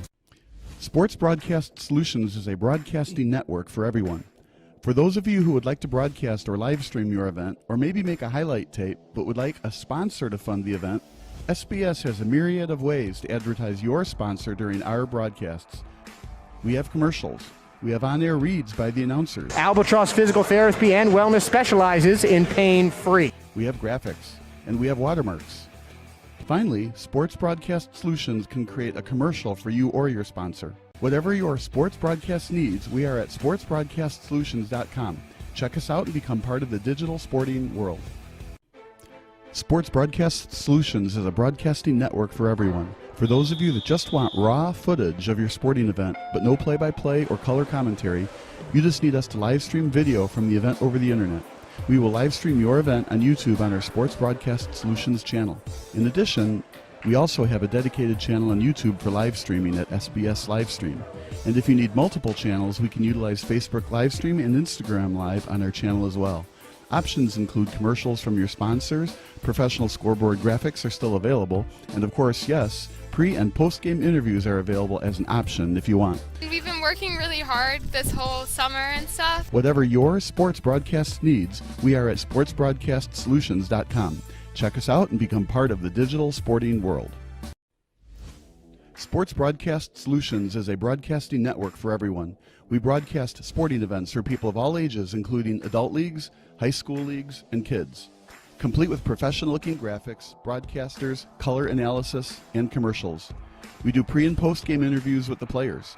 In addition, Sports Broadcast Solutions does highlight films, including college recruiting reels, highlight films you'd see on sports news programs, and just simply highlight films for fun. Sports Broadcast Solutions also provides raw footage and live streams if you'd like. Subscribe to us and listen to our professional talk videos about relevant topics in the pro and college ranks. Whatever your sports broadcast needs, contact us at sportsbroadcastsolutions.com and become part of the digital world. This is Sports Broadcast Solutions, a broadcasting network for everyone. Check us out at sportsbroadcastsolutions.com and become part of the digital sporting world.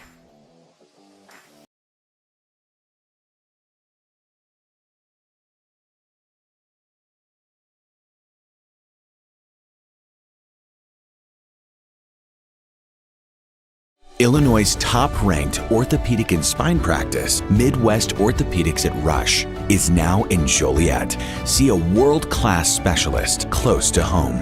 To be your best, see the best.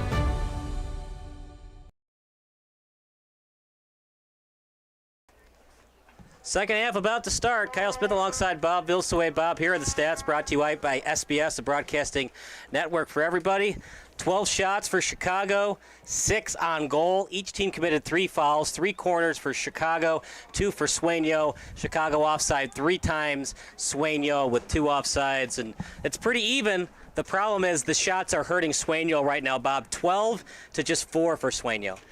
It would be interesting to predict what the stats are before we see them at halftime and see if we can get close to what the actuals were. So, but I think you could have guessed there was a lot more shots for Chicago than Sueno, though. It's a really good shot on goal percentage for Chicago. A lot of the games we do at the USL2, that stands for the United States League, United Soccer League, a lot of times we see less than 50%. Tonight it's a perfect 50% shot on goal percentage.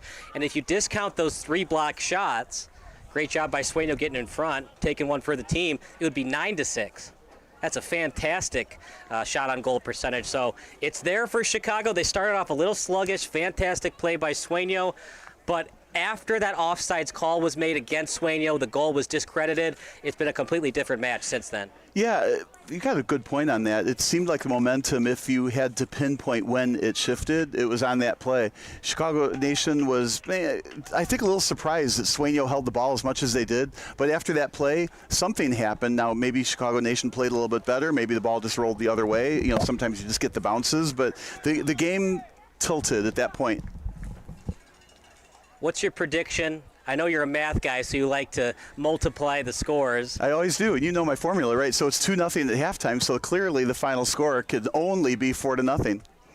So I'm going to go with that. I'm going to say final score is going to be 4-0. I think Chicago Nation is not going to go to a defensive shell. They're going to continue to execute the game plan, and they can, because if they, for whatever reason, Sueno does get a goal, then they're still up 1 at that point in time. They can make adjustments, and it'll be later in the second half. They can go into a defensive shell at that point if they need to. But I think Chicago Nation is going to continue to try to poke holes in the defense. Looks like where the weaknesses on the Sueno defenses have been on the sides. They've been able to make runs with some speed and then cross the ball and get the goals that way.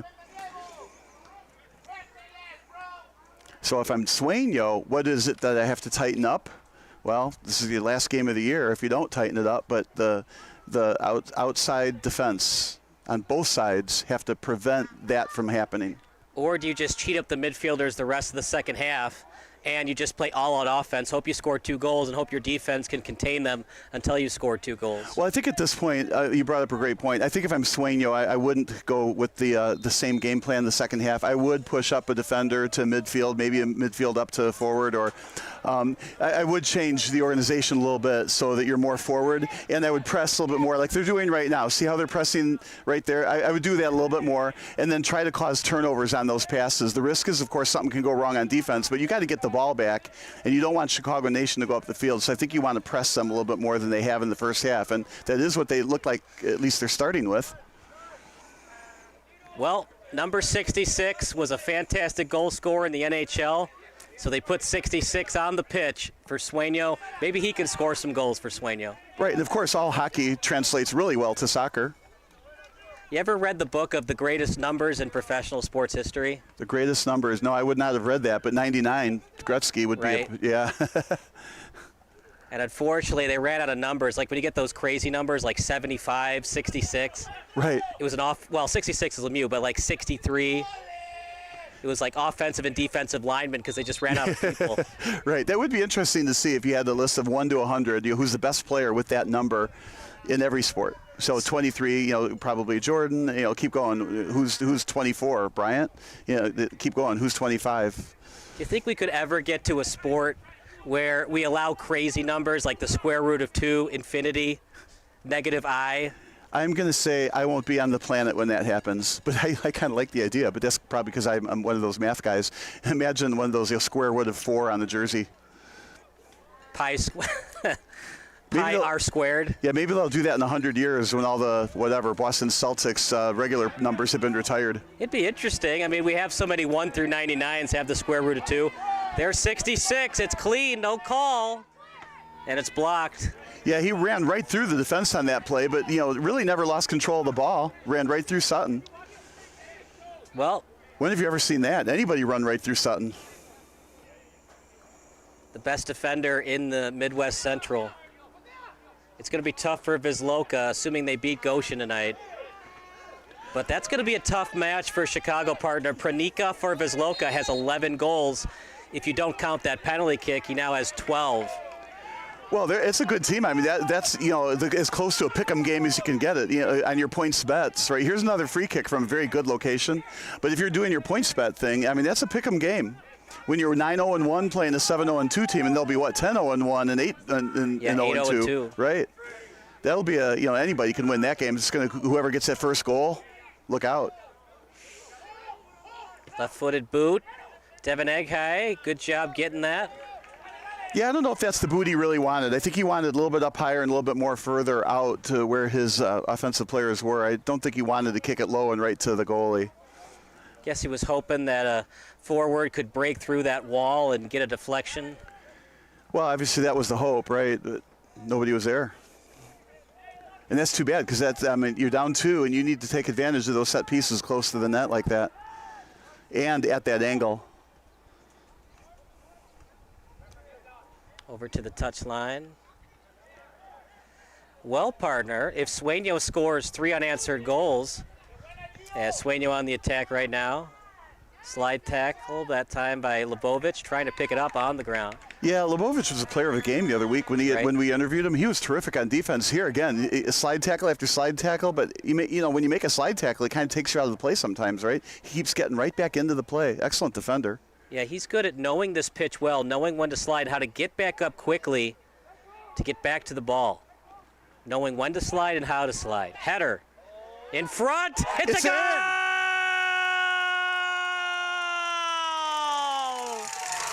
Don't go anywhere yet. We still got a soccer match at Chicago. Thanks to the header by number 14. And what a header it was. Over the head of the goalie, just under the corner. I mean, that was virtually unstoppable. Diego Zarate with a fantastic goal. Don't go anywhere. Get your popcorn ready. We might have ourselves a fight to the finish. Number 66, you say, got added into the second half. He wasn't there the first half. Just instant offense. They just seem different since they insert him into that lineup. Yeah, he made kind of a run on the right side. Then he caused a lot of that to happen when he was on the left side over there. So he's already made a big difference in this game. Joel Ina, number 66, insert into the match. Diego Zarate with a fabulous goal. And if you're Chicago, Bob, how do you try to regroup here? Now you're thinking, my goodness, if we give up one more goal, we have to win on penalty kicks. Well, Chicago Nation's not going to panic, right? They're going to continue to play the same game plan that has gotten them the 2-0 lead. Of course, my prediction is out the window now. But you don't change anything. You've got a 2-1 lead. It's early in the second half. So if I'm Chicago Nation, there's no panic here. I think I'd account for, you said his number 66, what was his name? Joel Ina. Yeah, Ina. Right. I think I would have to account for him going forward, though. He's definitely somebody that can cause some damage. Maybe that's what coaches should do. Make sure your best offensive player is number 66. Something about that number. Well, I also think there's something to do with the second half. 88-degree game. He's in fresh. The other players aren't. Sometimes you wonder. And so the chess game continues for Chicago. When do they think, even though my bench player isn't as good when the match starts, now that my starter is tired in a 90-degree day, I got to go to the bench to get fresh legs out there? Well, and that's exactly it. That's why coaching is so tough. You have to make predictions on what's going to happen in the future, and it's a constant. Do you sub? Don't you sub? Which guy do you put in? Is he tired? Is your starter too tired? When do you make that substitution? Coaching is not easy. Or just be the coach that has Messi, Beckham, or Wayne Rooney on the team and you always win. Right? There's something to do to that, too. If you always have the best player, it does help. Yeah, it's amazing how a good player makes a coach look good, right?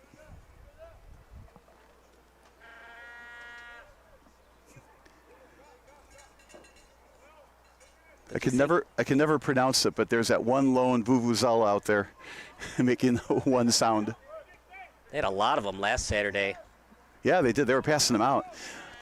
But today we heard a lot of them after the goal.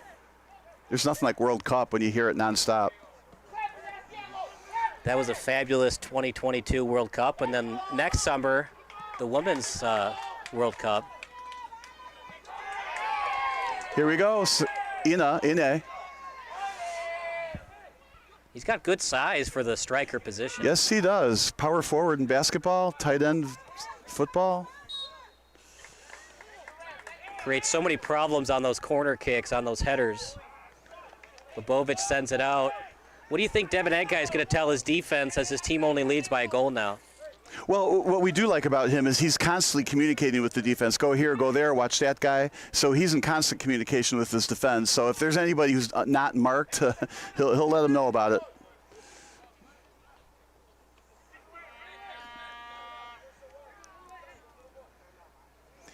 Yeah, some crossing kick. Yeah, good. Ine.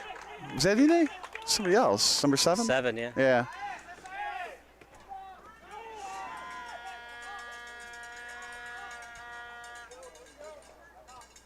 But being a goalie, it's there's so many other aspects to being other than just reading the play and stopping shots. You have to have a good boot to get the ball far downfield on free kicks. You got to be able to communicate with your defense. Boot, offside called against Chicago. And that was a tough call, Bob, because just as the offensive player for Chicago got a piece of it, Herrera went after it. If Herrera touched it first, it would have been a live ball. Well, and he was right there hoping that would happen. He's got a warning for taking the ball out of his hands angrily. That's another tough call for the ref to make, because if the goalkeeper's going at the ball, that's a foul committed by Sutton, number 3. I think this is our first yellow card. Yeah, and Sutton knows it's a definite yellow. Absolutely no reason to make that play. Well, it's getting a little chippy here, and I think that might have. I don't know that was necessarily a yellow card worthy slide tackle necessarily, but the chippiness at the other end on where the ball got ripped out of the Sueno's hands. I think sometimes you add those up, and that's what the ref is saying. I got to get control of this game. Here's a yellow card. And that's kind of the issue when you have a soccer pitch on a football stadium. Look how close the benches are to the sideline. The refs are cognizant of that. When a slide tackle's made, it's almost an unnecessary slide tackle because it's danger, and injury could happen. Well, and here, in this case, it was done right in front of the bench. So, yeah, the whole team screaming at the ref, and he ended up carding it. Whereas when you play on a normal soccer field, like at a park district field, the benches are usually far back from the sideline. So slide tackles at the sideline aren't as dangerous.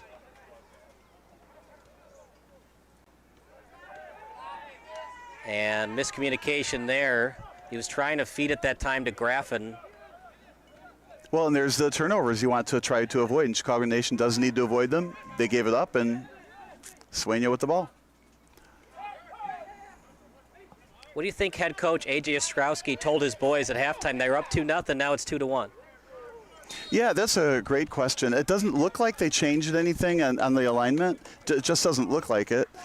They inserted, obviously, an A, it looks like. So that change was made. Yeah, for Sueno, but for Chicago, what did A.J. Ostrowski tell us? Yeah, for Chicago, don't change anything. You've got a 2-0 lead. You've got this. Continue to play for the last 45 minutes, and don't let up. Don't let up. Sueno probably got reminded you still can't make fatal errors. But they probably did say we want to press Chicago Nation with the ball a little bit more than we have been, and we have seen that. But I'm sure he reminded them too, unless you play a little bit better in the second half, this is the last game you're going to play for a while. Now see how deep the Chicago defense is. Sueno FC, they're led by head coach Matt Pearson, assisted by Joshua Guerrera. And the game plan that Matt Pearson got together and brought to the table tonight, partner, has created some problems for Chicago Nation FC, particularly on the defensive end. Yeah, I just don't think Sueno had all these players last time they played. I find it hard to believe they would have lost 6-1 if this same 11 were on the field that game. So, we weren't here at that game, so I don't know who played and who didn't, but I'm saying there's different players now. Not all of them, but some. Just the game plan that Pearson has put together, granted with better players. It is a toss-up. Who's going to win this match? Because all Sueno has to do is tie it up, play excellent defense, and then it's anybody's game when it comes to PKs. Boy, I like that Ine guy. I don't think Chicago likes him very much. Yeah. It's been completely different. Now, Sueno had a goal that was called back because of offside. But Ine did not play in the first half. He's played in the second half. And you wonder, why was he playing in the first half? Well, he might have conditioning issues. Might be not 100% healthy. I like what Chicago Nation did on that last run. They pressured Sueno into a turnover. They didn't just let Sueno have the ball undefended. Now they got it back. Nice little give and go. Here's that little triangle in effect.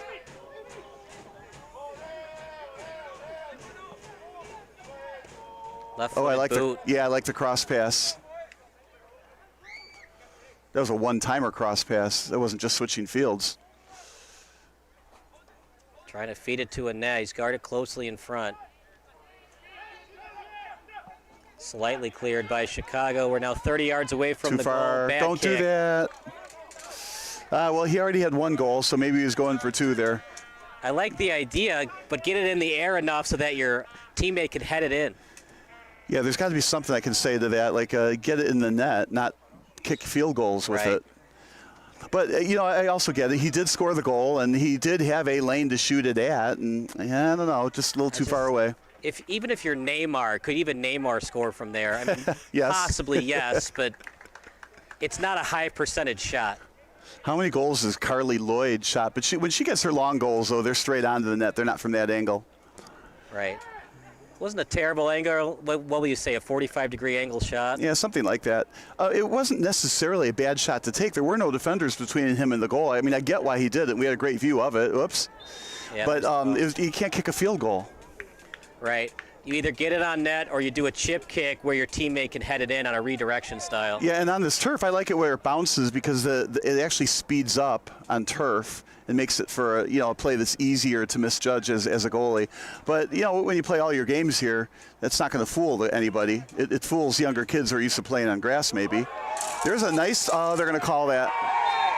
Foul. Now he might have gotten kicked. This could be a red flag. Let's see. You got to replay this.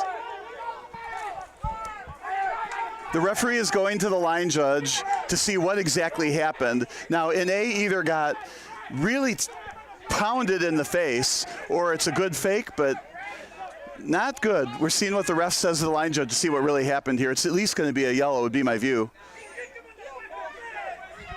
Yeah, we hear it's some a fans. big call, partner, because Chicago would be down a man if they call red. Yeah, and the fans are saying he kicked him in the face, and that is what it might have looked like. So you got to play it back and see. So unless the line judge saw it, because it's obvious the ref didn't, or the ref would have said something already. We even have the coach talking to the Chicago Nation players. When do you ever see that? That should be stopped as well. Well, I'm looking at it on replay right now, Bob, and it's inadvertent. If anything, it would be a yellow card, not a red. Well, that's probably what's going to happen then. We'll see, because I don't think the ref wants to call a red card either, but he's warning. There's just with the yellow card. It's definitely a yellow. It wasn't a kick to the head. Now, don't argue it. Now you'll get called for red if you argue it. Well, you have a lot of latitude in soccer. Now, what the ref said is it looked like he hit him in the head with an elbow. The fans are saying he hit him in the head with a foot. He did not hit him in the head with a foot, no. Yeah, well, that's what the fans are saying. Well, I mean, the fans will say a million things.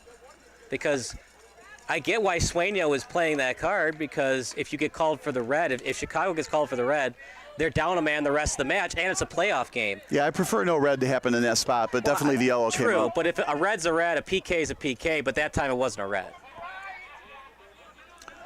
Well, here we go, 2-1. And Chicago's arguing, look, if you're going to call a red card, you better go to your grave knowing it's a red. And I don't think a play like that, you go to your grave knowing it's a red card. Now that's going to be a free kick from there. Boy, I like this Sueno, though. Plays tough, rugged soccer. No yellow card there. Just tried to push the guy out of the way to get an advantage and got caught. There was contact before and pushed off. But remember, it's usually the second time it happens, the second person that commits the play and the foul, not the first person. Well, it was the appropriate call on Sueno, but I like it. I like his aggressiveness. You're down a goal, you got to fight. I like it.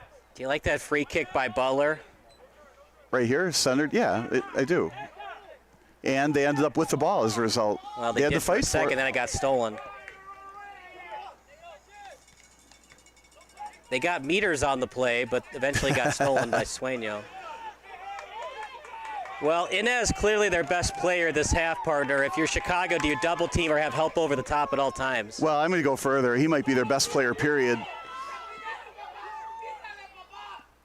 Out in front, looking for the shot. Oh, just a little bit high. Beautiful try at just a little bit high. Nothing wrong with that play. Number 7, I don't have his, Moses Mata. Right, boy.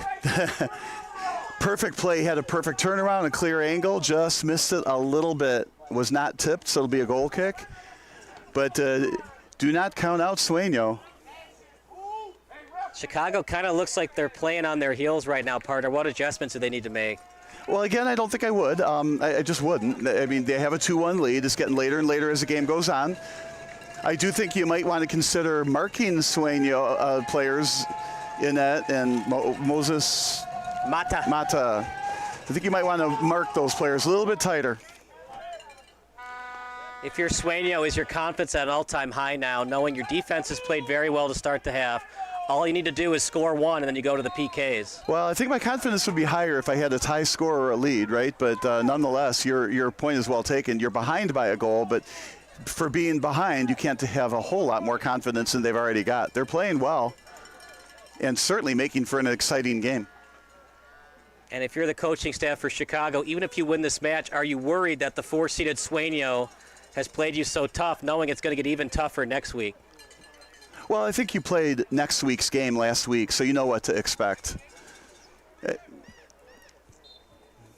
But what occurred was a tie. It was a tough tie. Chicago actually had the lead, and they gave up the penalty. Yeah, I feel like when you tie 1-1, but you lost on a penalty, you lost your goal on a penalty kick, it still feels like a win, even though it's a tie in the standings.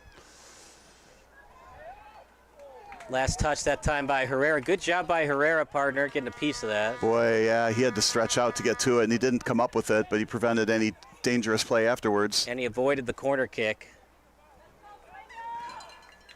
That was a nice possession from Chicago Nation on that play. And then they just gave it away. Yeah, like I said. Well, they didn't give it away. Maybe it was a little more advantage than I thought. They get the throw-in from the side. I thought that was going to roll right to the goalie. Yeah, it could have. He could have tapped it back to the goalie, but you always got to know how good of the boot is of my goalie. And as we've seen thus far in the match, Devin Ekai clearly has a better boot than Herrera. Yeah, I'm a little surprised the goalie didn't run up, scoop that up. But he didn't, and it's Chicago Nation's ball at the side. If you're Chicago, do you continue to stay aggressive on offense, or do you play a little monkey middle as that shot's blocked? That was aggressive. Another try, and it's in the back of the net! I'm not sure. Is that in? Nope, offside. They scored in spirit. Yeah, I think what happened is it hit the goal post and then went in, which is different than hitting the crossbar and goes in. So there's no argument from anybody on that. They all knew it. So it wasn't offside, it hit off the field goal post? I think it was just, I think it's that. And then it would have been a goal kick behind the net as a result, and Sueno just took it right away rather than make a big production out of it. Right at midfield. Chicago after it as is Sueno. Sueno with the official steal. Here comes Sueno. Played right now by the only man to score. He gave that one up easily. That's too bad. Dizdarevich gets past the midfielder. Now past midfield. Dizdarevich sending it over to Graffin. He's been tough to defend. Foul committed by Sueños. And a yellow card. Number 6, David Šalić. So the game's getting a little testier in the second half. As a result, the referee is stepping up and calling more yellows. That was definitely took out the player kind of a tackle. But this is not a good spot for a free kick. I mean, free ball. If you're Sueno, you don't want to put a free kick here. Well, partner. Yeah, free ball, too much volleyball. If Sueno upsets Chicago tonight, one could say Sueno had a bueno game. Oh no. Yay, nay on the joke? We'll give you a credit for a 1-0 lead on the jokes. All right, so here's that far post shot. This isn't a corner shot, but it's effectively the same as a corner, maybe a little further out. So I expect it to be a high kick, a lot of air under it on the far post, nothing on the near post. The wall's in front. Pass, header try. You ever seen a soccer game like this, partner, where the soccer ball went into the back of the net, but it was called off so many times? Oh, there's could be a trip. Oh, he had the ball. There's another trip. Bodies flying all over the place. It's like a UFC game right now. I want to play those back. It's becoming a hockey game at COD. And a sprinting after it, putting pressure, and then slowed down. You just love what you see from Inna. He has constant pressure, constant energy off the bench. Well, he's also Chicago Nation. Yeah, he's also the center forward or the striker, and he's staying it on his half of the field, so he had some time he could rest and get that energy. We're not trying to sell his energy short. We're just saying he had a breather. Not to mention didn't play the whole first half.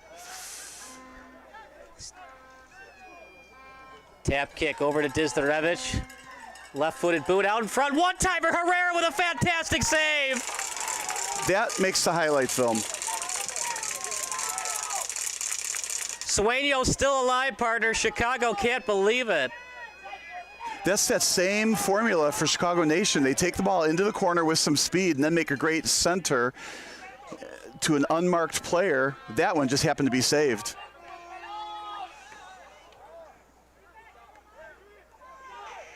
Well, Herrera is behind his team tonight. Can they get him one more goal to send it to the PKs?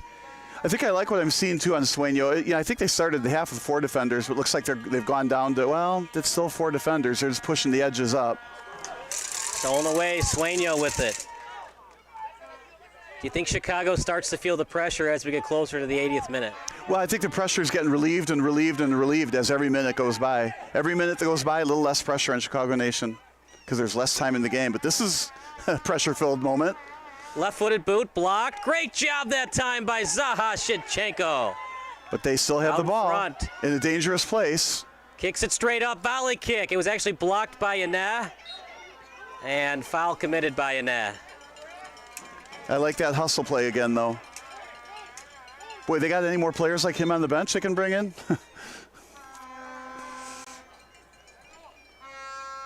One could say that play by Yaneh was very meh. Are you trying to go for a 2-0 lead here? I think we'll give you a tie on that one. 1-0-1. I'm 1-0-1. I'm still undefeated, though. Haven't lost yet. As we get closer to 90th minute, I'll go in for the kill with the puns and the rhyme scheme jokes.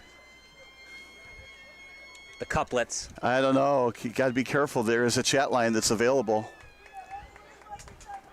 Nothing like a good couplet, partner. Are you a big Shakespeare fan, Bob? Shakespeare? Hardly. No? No, not even close. Not at all? No, not me. No Macbeth? No Romeo and Juliet? Not me. Juliet. I've been to Joliet so many times, I can't say Juliet anymore. Well, that's like me saying free ball instead of a free kick, right? Nothing? Much ado about nothing? Nothing? Nada? No, I would not be a Shakespeare fan. Who's your favorite author, then? Favorite author? Isaac Asimov, science fiction. I don't even know who that is. Yeah. I don't know why you wouldn't, but yeah, Isaac Asimov, science fiction, I, Robot, a bunch of other, robot and future books. That would be my favorite. Did you see the movie I, Robot? It was pretty awful. No, I liked it. You liked it? Well, probably because it was science fiction. Yeah, but it stunk. And you can't go wrong with Will Smith. I'm sure there are plenty of Will Smith movies that are bad. Hancock, #1. Well, now we're getting away from science fiction and Isaac Asimov, right? So we're making a sub here. They're not allowing it? Amin Mizyad would come into the match. 8's into the match now. Dizdarevich takes a seat, number 17. No, sorry, Capitanos, number 7, takes a seat. I like the way Capitanos plays. And again, he's one of the speed merchants that when he goes on the outside makes it tough for Sueno, so maybe Chicago's putting that in for some defensive measure. Is it tough when it's a close game like this, you go to the bench knowing that I'm no longer in control of winning this match for us? Oh, gosh, Hughes said that. Absolutely. When you're a player and you go out and you can't affect the outcome of a game, that's like the painful. I mean, it's one thing to start out on the bench, right, and then you're hoping to get in, but it's way different when you were on the field and then got taken out. But players often understand why they're getting taken out. It's not always just, you made a boo-boo or something. So give a little breather. A different kind of player goes in if you're bringing in a defender for a midfielder, for example. Yeah, just fresh legs. Right. It's just such a cardio-intensive sport. And 88 degrees, although it's not 88 anymore, I don't think. Right. But no wind it's still warm tonight, though. Yeah, it's virtually none, right? So there won't be any wind-blown shots. Right. At least some of these hot nights we've had wind to help out the players. Not tonight. Playing on turf, it's always 2 to 3 degrees hotter when you play on turf. Yeah, it might even be warmer than that, coming off of a warm, hot, sunny day. Did you like that crosser, or was it too not in control for you? Well, I thought they were going to maintain possession of the ball. Yeah, I would have said too far. But again, we're seeing that at this level. We're seeing a lot of crossers that are too far. There's this terrific hustle there. Crosser pass to Dizdarevich, he's offside. And then that ball went into the next zip code. In fact, did that go over the fence? I think it went over the fence. Yeah. They need a new soccer ball. That soccer ball is actually in the parking lot. So if you're the ref, people that aren't that familiar with the game of soccer, or the match of soccer, as some Europeans like to say, in terms of extra time, we've seen the ball, it falls very far out of play. So when the refs are trying to distinguish what constitutes extra time, what are they looking for in terms of time that was wasted on free kicks, throw-ins, and balls that go way far away for goal kicks? Well, the referees actually time it. So they have a little. Oftentimes they'll have a little stopwatch and they time it and then make a decision from there. It's not as unscientific as we all think. There's a push from behind. Kind of an unnecessary push. Are you worried they didn't call a yellow card there? I didn't expect to see a yellow card, but here they're giving up a free kick in the middle of the field, which really isn't much danger to it. So if that's a good time, if you're trying to send a message to the other team, do it there in the middle of the field. In the 74th minute, still plenty of time for Sueno. You'd like to score in the next 5 minutes if you can. Yeah, I don't know that there's any timeline of when they score. They need a goal to get the game even. And, of course, if you're European, level. And if you're Chicago, try to avoid the PKs as much as possible. Yeah, at all cost. So that's the question you have to ask yourself if you're Chicago. If you give up a goal in the next 5 minutes. 2-2? Yeah, technically speaking, you're still alive if it goes to PKs, but then you put yourself in a position where it's a 50-50 game. Well, so if you're Chicago, would you still go all-out offense even if you're tied at 2-2? Well, I don't think Chicago has gone to all-out offense. Here's the water break in the middle of the game. I don't think Chicago has gone all-out offense. I think that they're just playing a normal game where they have the right amount of defense, the right amount of offense, and they're continuing to play that style with the lead. There's no reason to change that. So we'll take a break. More soccer action coming up next on SBS, a broadcasting network for everyone.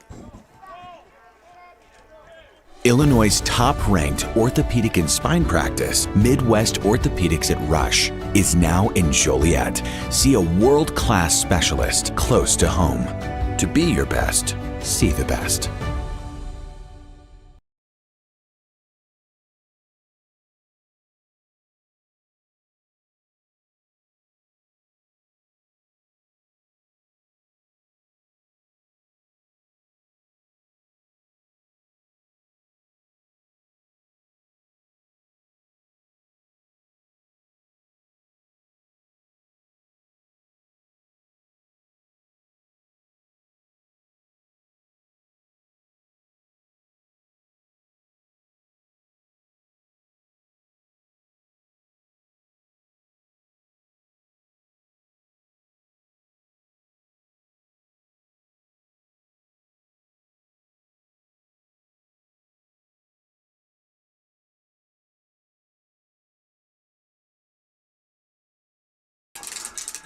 Well, it's gut check time right now for Sueno. Partner, do you think Sueno has enough with the net coming off the bench to score one, or is Chicago Nation going to keep their undefeated season? Well, if you're asking for a prediction, I think Chicago Nation is going to win this game, and the final score will now be 2-1. You know, forget that math I was talking about before. You know, 1/4 of the game to go, they'll get one more goal. A 2-1 win. But the other question you asked is, does Sueno have enough to tie the score? Oh, you better believe it. They've been proving it this whole second half. They've outscored Chicago Nation in the second half, and they got another half of that to go. So this game is anything but over. But I think if Chicago Nation scores a third goal, it's going to be real hard to come back from that. But right now, they didn't, and it's just a 1-goal lead, and Sueno they pulled the right game plan out of this one tonight. If Sueño's tied it up, would that hurt Devin Eghai's confidence going into the PKs? I don't know that there's any way to ruin that. You know, he's such a terrific goalie. He could probably score 3 goals. There's a push from behind. You could probably score 3 goals against him, and he'd still have his confidence. He's such a terrific defender, goalie. And if you're a goalie, is it better to give up the first 2 goals early on in the match like Carrera did, or does it really not matter if Devin Eghai gave up 2 in this half to go into the PKs? Yeah, the goals given up, it goes the other direction. You want the momentum. So if you started out behind and you end up tying the game, the momentum is now with you. Right, so you'd rather be Herrera, who gave up the goals earlier in the match and hasn't given up any since. Well, and using this game as an example right now, the momentum, you might say, is still with Sueno. They've got the last goal. They're down by a goal, and they're pressing to get that next goal. You know, Chicago Nation has to prevent it, but I mean, the momentum to me is with Sueno still. Booted out to the right. Good job reading it by Dizdarevich, avoiding the handball. Kicked forward, headed away, headed forward. Sueno, tap and go move. Chance for Sueno at the 10-yard line. Left-footed boot. Oh, just a little bit right. Devin Eghai played it to the near post, and they almost got beaten on the far post. Well, that was the right shot to make, and he just missed it a little bit. I wasn't real happy with how Chicago Nation cleared the ball. They just kind of randomly pushed it forward, and I think they have to get control of the ball, not just randomly kick it away, trying to use up some clock. So again, it's a testament to the pressure from Sueno. Boy, that was real close. What, 4 or 5 feet to the right? If you're Chicago, partner, you'd love to score again, or do you just play conservative the rest of the match? Well, again, I don't think I changed the game plan.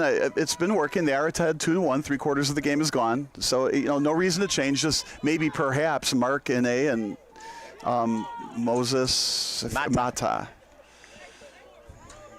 There's 2 good goal scorers up there. To Dizdarevich. Actually, it's stolen by Sueno. Left-footed kick. Sueno is so quick with their passing tonight, Bob. That's what it takes, men's soccer. One-time passes like that, and there's a trip. There's might be a yellow card coming. Yeah.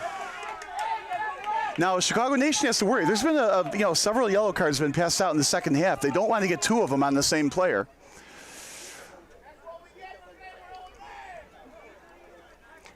I'm going to guess also there's going to be a little extra time at the end of this game due to the number of hard tackles Chicago has made. You think that was close to a red card? Sueno was arguing it. Well, yeah, make the argument if you want, but no. But it was a good yellow card call. It was a very unnecessary slide tackle attempt. I'll give the Sueno fans that. Well, and at midfield, so it doesn't really cause much danger. Now we got to redo it. The referee was not ready. The only good thing about that for Sueno is they saw a defensive alignment that Chicago did, and now they can try to readjust on that same alignment. Yeah, I'd like to see him kick it forward into and just like that. Chip kick and just a little bit too much on it. Yeah, I do think that Sueno could have made a little more effort to get under that, to go for a header or accidentally take the goalie out, something. Right. What's the worst thing that could happen? You accidentally hit the goalie and you're called for a yellow card. I highly doubt they'll call a red card on you for attacking the goal. Well, I don't mean if you would go with a header. Yeah, and I don't really mean take the goalie out. But I do mean that they could have given a little bit more effort to get up there and maybe something. As long as you're going towards the ball with your head, they're not going to call a red card on you. There's another good attack. Another attack for Sueno to the left. Shot. Saved that time by Devin Eghai, the second best save of the game. What a great set of ball control on the move. You didn't know which way he was going to go.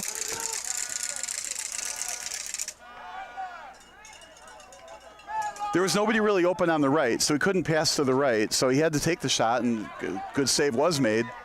But talk about confidence high for being down by a goal. Here's trouble, and they with the ball on the side. See What's who he Chicago centers it doing? to. They just haven't possessed the ball a lot the last 10 minutes. Chance for Sueno, cleared at the last second by Lebovic. It was kicked right into the middle of a 1-on-2.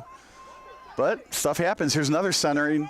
This time 2-on-4. Away, chance for Zarate. Beautiful move, left-footed kick, shot. Just right in the middle, right to Devin Eghai. Easy save, but a beautiful move by Zarate nonetheless. Yeah, I think I'd like to see, even though that was a good shot, it was right to the goalie. I think you're down one late in the game. I think I'd like to see one more pass somewhere else instead of taking that shot, unless you can be sure you're getting it into a corner. Well, we do the 3 stars of the match. I think it's safe to say that Devin Eghai is the number 1 star. Yeah, he's a good choice. And then they've had to rely on him the last 15 minutes. And how big was that goal that was called back on the offsides? It could be 2-2. Well, again, it's not, shouldn't have scored. It was offsides. So. Right, I'm just saying if Sueno was onside, it'd be 2-2 right now. To me, that's too much. If what was that saying go? If candy and nuts were, or if some butts were candy and nuts, we'd all have a Merry Christmas or something. I mean, you have to be in the moment on what is, not what could have been. Substitution into the game, number 5 in now for Sueno. If he scores, it would be very bueno. Uh-oh. 3 for 3. I think only you get credit for one on a bueno joke. I overdid it.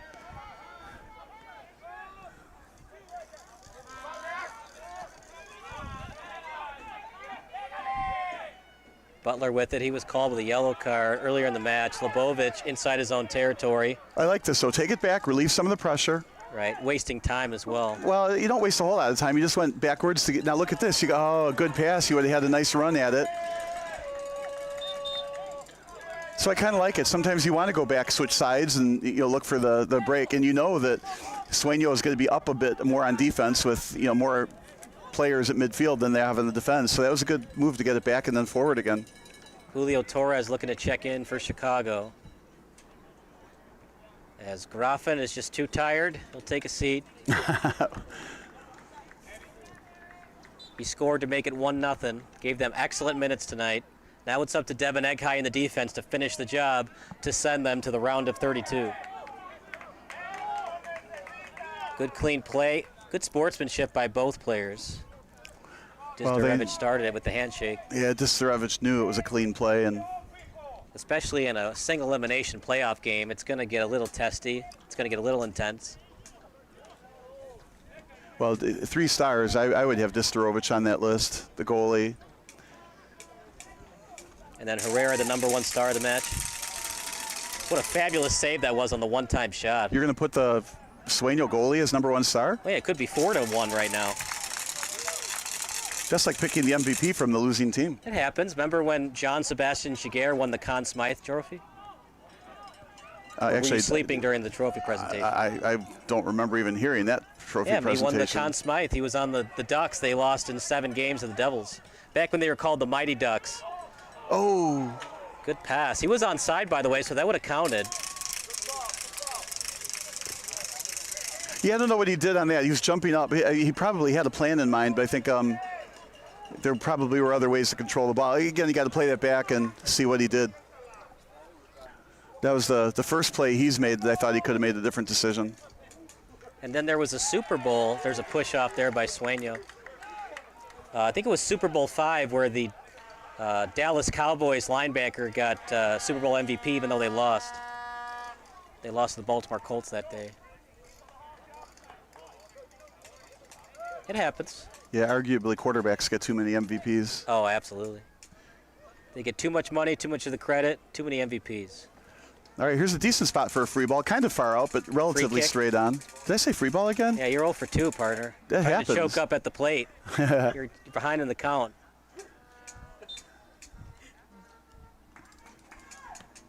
Kick straight forward, headed away by Sueno. Shot blocked, chance in front, and then cleared by Sueno. Headed away, but it's headed towards the middle. Partner, is it dangerous to head it in the middle even if you have numbers around there? Yes, you always are taught to hit it toward the sidelines, get it out of the middle. Oh, there's going to be something there. Could be free a yellow kick. card. This is I don't think well, we'll see what he does, but it's a free kick in a very advantageous spot for Chicago Nation here. How tough is it to kick it when the wall's right in front of you? Well, you want to go around the wall. Right. It's right in front of you, so you got to kick it either around or over their heads. Yeah, you're too close to kick it over their head because it won't be fast enough to drop at the top of the net. You have to kick it around. So you have to decide to try to, thread the needle around to the right side there or try to pass it to somebody. Nice shot. Oh, what a save by Herrera. There again, though, I think he should be catching that ball instead of punching it away. Now, I get it comes at you 1,000 miles an hour, right? But I think he should be able to catch that ball. But that was a heck of a kick from right there. It was hard, it was around, and it did have bend to it, and it was a good save, but gave up a corner. I just have one question to ask you, Bob, after that statement you made. Would you like some cheese with that wine? Which wine? About him not catching the ball. Oh. Well, he's been hitting it with his fist the whole game, probably the whole year. Showing off his fisticuffs, one would say.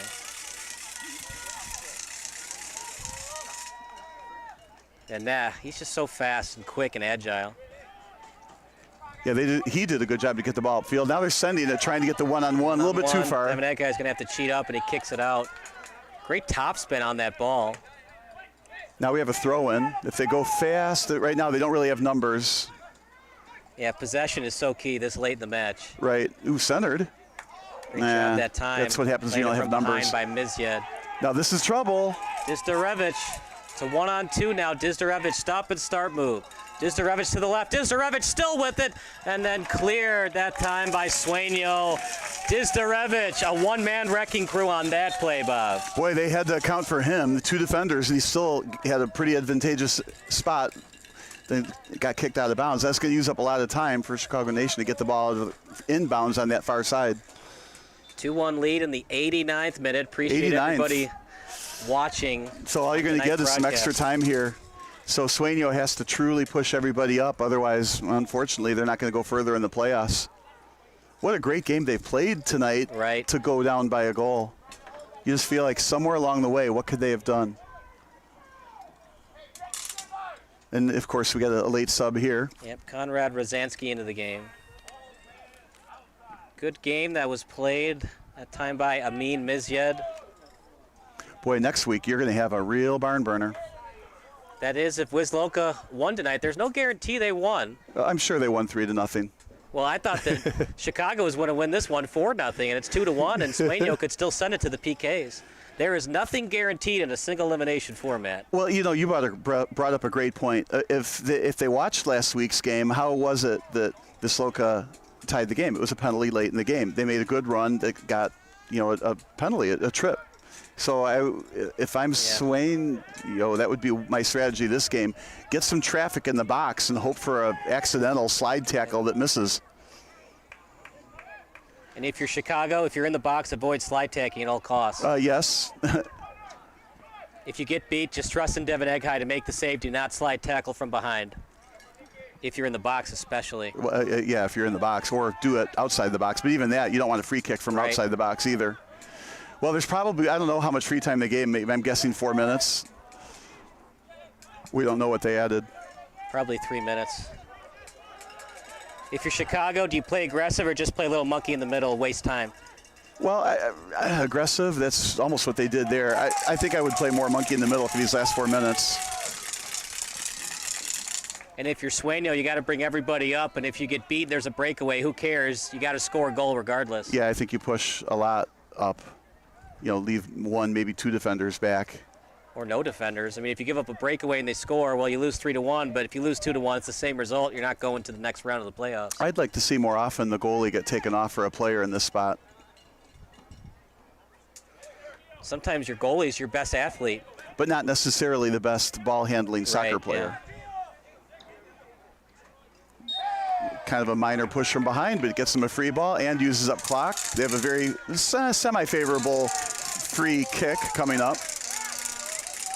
If you're Sueno, is it time to consider blind passes out in front? I'm not even sure I know what that is. A blind pass, obviously you're looking one way and passing the other. You can make that blind pass only if you're making a blind pass to a player that you know is there. Therefore, maybe you wouldn't call it a blind pass. And now, of course, we have a Chicago Nation player injured at midfield while the clock is running. So they'll add another minute, one would think. The refs can do that. Trainer comes out, player comes up. More time. Danny Volko will come into the match. Dizdarevich, unfortunately, the one who's shaken up. Yeah, refs are wise to that. They know that, well, okay, got to add another 30 seconds or something. Herrera out of his net. He'll take the free kick. He's got to be careful because if the shot's blocked, Torres has a wide open net to try to boot it from midfield. Yeah, no chance he'll get blocked, but I like this. Goalie's got a good boot. That's what they're trying to do. Put all 10 people up there, hope for something to happen. Great boot. Yep, chip kick. Went to the right. Trying to do the turnaround kick. Headed away by Sutton, running out of time. I know you don't like blind passes, Bob, but time to start thinking about that. Just send it up to the front and hope for the best. And Chicago just wasting time by sending that one down. Herrera has to get out of his net. The Sueno fans with the cowbell trying to cheer on and root on their team. Oh, Sueno did not have numbers. Chicago Nation surrounded them with that player with 4 defenders. Chicago doing a good job, not panicking. Yeah, this is the monkey in middle play that you were speaking of, right? Hold on to the ball for as much as you can. Push to the sideline, far corner. Offsides?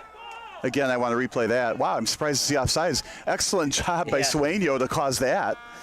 That back line has been really disciplined this whole game. They got the ball back because of it. And now if you're Sueno, try to avoid throw-ins at all costs. Keep the ball in play for the rest of the match. Well, they need to boot one into the middle and hope for a deflection. That was a little bit too slow of a pass. Yeah. And their help comes. Stolen away. It's a 2-on-1 for Chicago. They got to hurry, though. Help coming. It's now a 3-on-2. Look out. Wide open. Breakaway, and Torres was offside. Again. Oh, no. Well, maybe that's why he was coming off the bench. 2 offsides committed by Torres in a span of a minute. Again, just, I can't even say disciplined defense, just somebody was using their head on defense on Sueno's case. Torres has got to know where he is at all times, partner. That's kind of a miscue in terms of soccer IQ. Yeah, agreed. Well, they got to move up and get a kick into the middle. This might be it for that kick in the middle. Nope, too far. Chance. Maybe not. Oh, just past the foot. Chicago is complaining he was offside anyways. I don't think he was, partner. I didn't think he was, but they're calling it a goal kick right there, which says it's something different. It wasn't offsides. Oh, my goodness. That's the shot they needed. Oh. I do not think Devin Eghai would have saved that if he had gotten a piece of it. Well, we'll never know where it would have gone off his feet, right? But that's a big net to cover. Now if you're Devin Eghai, you're just taking as much time as you want. Well, you're not fooling the ref with that. He's got up to 30 seconds to kick, and he does. Oh, they didn't need that. And Chicago does not need another goal. They just need a win. Tapped over. Yeah, now this is where they should bring it back. Right. Then they do. And just get people as close to Butler as possible to have some outlet passes. Ooh, nice kick. Yeah. Nice. That was a great pass into the corner. Now just eat it there for a little while is probably what's going to happen. I'm not a fan of this stalling technique. Part of the game, though. It's gamesmanship. They got a goal kick out of it. Well played by Sueno. Now they got to chase after the ball. Got another sub coming in. They have to go to Corey Miles.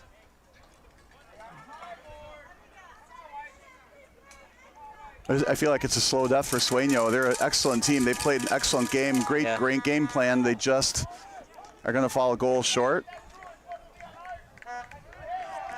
All right, bring everybody up. No reason to have somebody behind you. Well, Chicago's winning 2-1, but you could make the argument Sueno played a better game. Shot a little bit wide.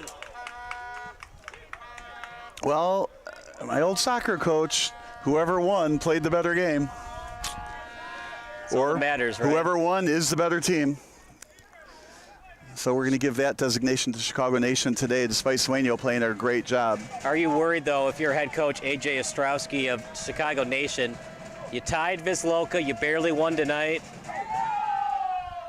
I'm not worried because you're seemingly not performing as well as you did the whole rest of the year. I'm not worried for that reason. I would be worried if, for example, there was some injury that they're living through with this. But I don't think that's the case. You know, he was shaken up a little bit. They need him if they're going to win a championship. Well, he was in this whole game, for the most part. So if there's not some injury, I know I'm not concerned too much, but it's going to be a barn burner next week. I would be concerned because Wisloka is a undefeated team as well. They won. I don't have scores yet. Could Goshen pull off the upset?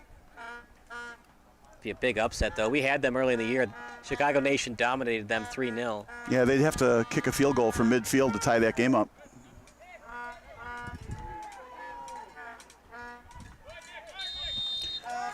That's it. That's it. Wow. What a great game played by both teams. 2-1 final in a semifinal match. Even though that's it for Sueno, they have to be very, very happy about how well they played today. And if Ine is a free agent, look out. Wow. Yeah, it he's was a a good player. different team when Ine entered the match. Sueno scored once. They got really, really close a couple of times. Dibin Egghai made the saves he needed to make, and Chicago squeezes by to the final. They'll play either Goshen or Wisloka. Final thoughts about the match before we go to the post-game show. Well, I'm thinking ahead to the next match, not so much about this match, but what's the prediction for next week when the Chicago Nation plays what we think is going to be Wisloka? And I'm just going to say 2-1, Chicago Nation wins. I think that might go to PKs. I think it's going to be hard for Chicago to shut down Pranica with 12 goals on the season coming into tonight's semifinal against Goshen. Well, they're going to have to mark him, but they know who they need to stop because they played them last week. So I think both teams, I know you were talking about last week, nobody really had to win, so maybe they're not showing certain things, but I think both teams hustled their tails off last week, and they did show the other teams what they're made of, and it's going to be a barn burner next week. But I'm going to predict Chicago Nation does pull it out 2-1 in a very close game. I would expect to be like 1-0, then 1-1, and then 2-1, as opposed to like tonight where it went to a 2-0 lead, and then Sueno was catching up the whole game. But we'll see. I'll miss you guys next week. Have fun with Kara.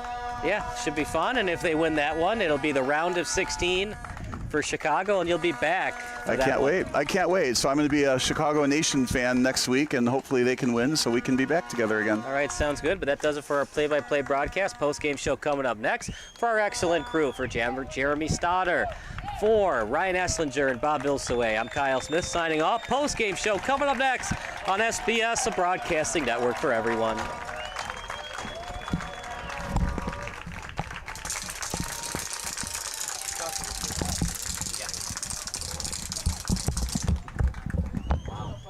That was a great game. Did you pull back second half of it? Yeah. Yeah, cool. Yeah, good. Well, it's an A guy that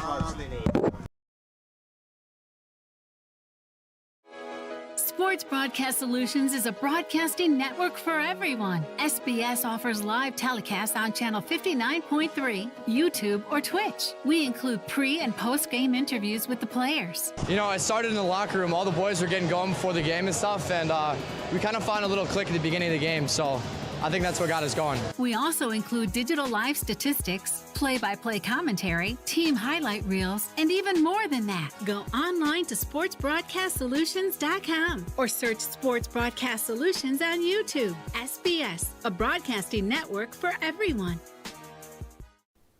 Sports Broadcast Solutions is a broadcasting network for everyone. At SBS, we offer a professional broadcasting experience for the non-professional athlete. Just like the pros, we offer everything for you. Play-by-play commentary. A no-hitter at Kane County Stadium. 15 strikeouts, 1 walk, 1 error, and that's it. Color commentary, highlight reels, recruiting videos, and much, much more.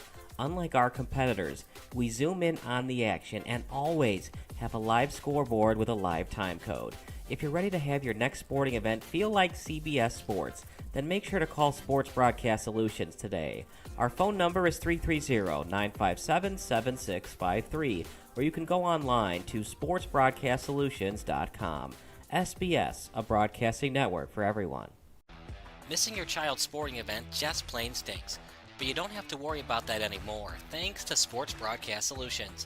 SBS is a live broadcasting network, as well as covering your on-demand needs, recruiting videos, highlight reels, and much, much more. We can broadcast live to any website, and we also post as much on-demand content as you need. For more information about SBS, check out our website at sportsbroadcastsolutions.com. Sports Broadcast Solutions, a broadcasting network for everyone. Sports Broadcast Solutions is a broadcasting network for everyone. Let SBS broadcast your sporting event. We have experience and can generate excitement and permanent digital memories for your team. Tonight. That time, finally a goal for the Stampede! We have professional videographers using high-definition modern-day cameras, color analysts, and play-by-play announcers with state-of-the-art, classy graphical scoreboards to keep you updated. Plus, we have commercials to advertise your team, club, or sponsor, and us. Plus, we do pregame and postgame interviews. Hi, everybody, and welcome to the postgame show brought to you by Marion Central Catholic. My name's Kyle Smith, but my name doesn't matter. These young ladies matter. It's senior night as the Hurricanes win a battle down the stretch, 48-46. Hi, I'm Carrie Kramer. I swim 50 breast, 50 free, and 100 back. Whatever your sports broadcast needs, we are at sportsbroadcastsolutions.com. Check us out and become part of the digital sporting world. Sports Broadcast Solutions is a broadcasting network for everyone. Instead of spending hundreds or thousands with all these college recruiting sites, let us put together your college highlight reel. For just a fraction of your potential college scholarship and significantly less than these recruiting services, we got this. In addition, we put together highlight reels for teams, including high school, your club team, or travel team. My teammate gave me a great pass, and I just took it. The other team slashed me, took the opportunity, saw where the goalie was weak, and I just shot it there. Solon, O'Connor, and Marsh back on defense. And Marsh gets a blowout. We got a breakaway at 2-0. A shot, and a goal! So 3-3. The power play was officially over. Whatever your sports broadcast needs, check us out at sportsbroadcastsolutions.com. Check us out and become part of the digital world. Sports Broadcast Solutions is a broadcasting network for everyone. For those of you who would like to broadcast or live stream your event, or maybe make a highlight tape, but would like a sponsor to fund the event, SBS has a myriad of ways to advertise your sponsor during our broadcasts. We have commercials. We have on-air reads by the announcers. Albatross Physical Therapy and Wellness specializes in pain-free. We have graphics, and we have watermarks. Finally, Sports Broadcast Solutions can create a commercial for you or your sponsor. Whatever your sports broadcast needs, we are at sportsbroadcastsolutions.com. Check us out and become part of the digital sporting world. Sports Broadcast Solutions is a broadcasting network for everyone. For those of you that just want raw footage of your sporting event, but no play-by-play or color commentary, you just need us to live stream video from the event over the internet. We will live stream your event on YouTube on our Sports Broadcast Solutions channel. In addition, We also have a dedicated channel on YouTube for live streaming at SBS Livestream. And if you need multiple channels, we can utilize Facebook Livestream and Instagram Live on our channel as well. Options include commercials from your sponsors, professional scoreboard graphics are still available, and of course, yes, pre- and post-game interviews are available as an option if you want. We've been working really hard this whole summer and stuff. Whatever your sports broadcast needs, we are at sportsbroadcastsolutions.com. Check us out and become part of the digital sporting world. Sports Broadcast Solutions is a broadcasting network for everyone. We broadcast sporting events for people of all ages, including adult leagues, high school leagues, and kids. Complete with professional-looking graphics, broadcasters, color analysis, and commercials. We do pre- and post-game interviews with the players. In addition, Sports Broadcast Solutions does highlight films, including college recruiting reels, highlight films you'd see on sports news programs, and just simply highlight films for fun. Sports Broadcast Solutions also provides raw footage and live streams if you'd like. Subscribe to us and listen to our professional talk videos about relevant topics in the pro and college ranks. Whatever your sports broadcast needs, contact us at sportsbroadcastsolutions.com and become part of the digital world. This is Sports Broadcast Solutions, a broadcasting network for everyone. Check us out at sportsbroadcastsolutions.com and become part of the digital sporting world.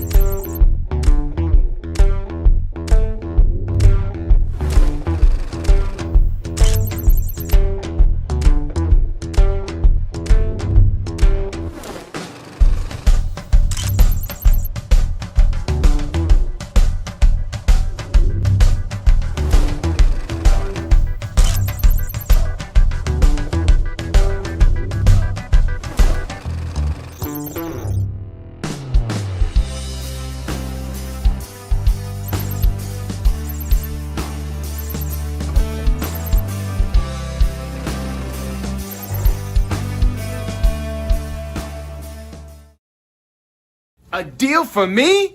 A deal for everyone! 17 East Van Buren Street, Joliet, Illinois.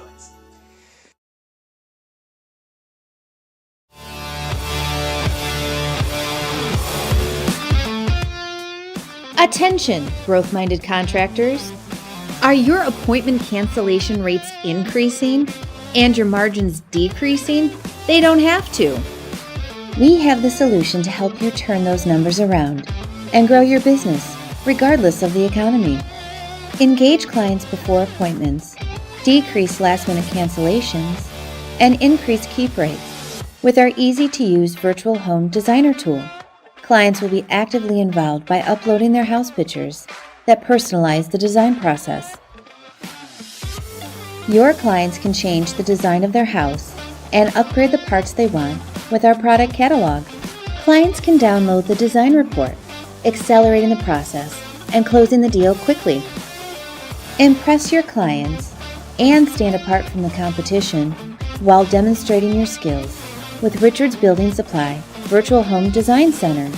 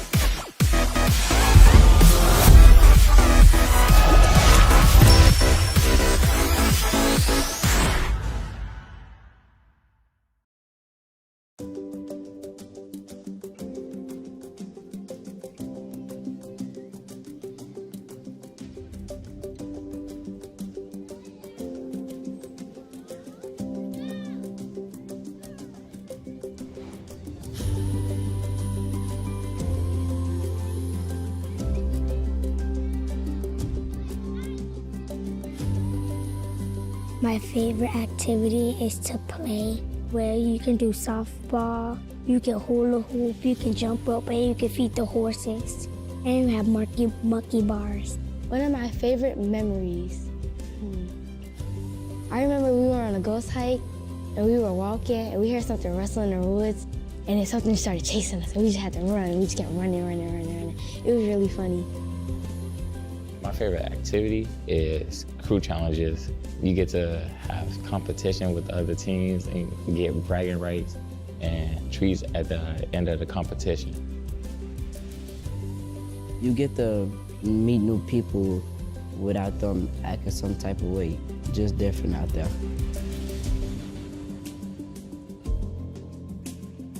Off the Street Club is Chicago's oldest club for boys and girls.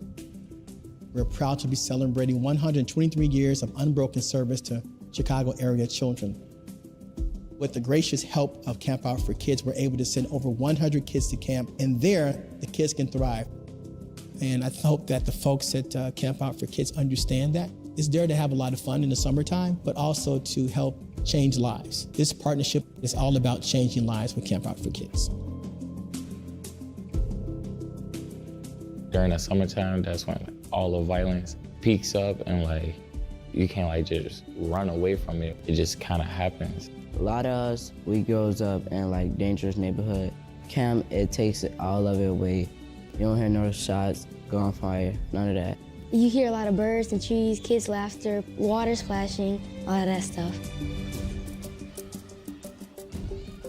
The kids feel untouchable at camp. Camp is a getaway. It's, their secret place where they can just be away from all the things that would otherwise steal their future, steal their summer, and maybe even steal their lives. Growing up in this neighborhood, a lot of kids don't get a lot of opportunities to even travel outside of their community. It's a chance for kids to just be free out in nature. The kids thrive at camp because they can just put a lot of their cares away. They leave them all here, at 290.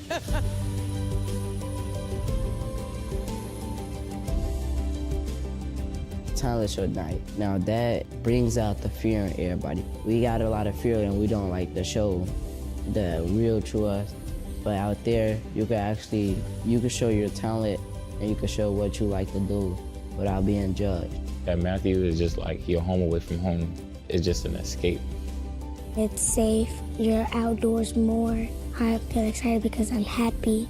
My role as a dream leader is to get up every day, make sure camps go smoothly, and watch out for the younger kids and have fun. Make me feel happy. The best part about Camp Matthew is meeting new people. People with different cultures, people who speak different languages. I have a lot of new opportunities there. Everybody has different growth areas that they need to work on. Do what you need to do, come back in the summer and be a whole brand new person. Knowing that you were a part of being able to provide something for them, it's just that feeling you get that compel you to make this happen for those kids. You see their faces and it's just yeah, this just feels right. The impact of camp is enormous in all the ways that matter. To quote Frederick Douglass, it's easier to build strong children than to fix broken men. And I want to thank each and every one of you at Camp Out for Kids for helping us build strong children. When I'm asked to explain Camp Out for Kids, I think of a story a camper shared with us. When he's at home in the city, he always has his shoes on tied up tight. That way, if he has to run, he can. But when he's at camp, he doesn't wear shoes at all. That describes Camp Out for Kids. Going to camp should not be a matter of luck. Camp Out for Kids wants to empower our youth to live every day like it's camp, and maybe even go barefoot.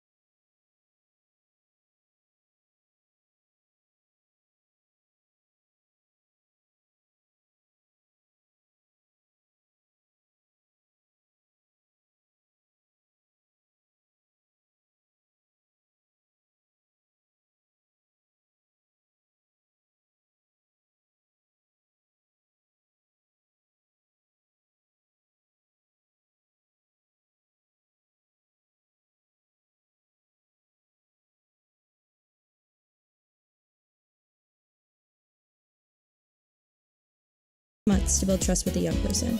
At camp, it takes 6 days. By supporting Camp Out for Kids, you've helped a kid make a new friend, try something new, and discover there are no limitations.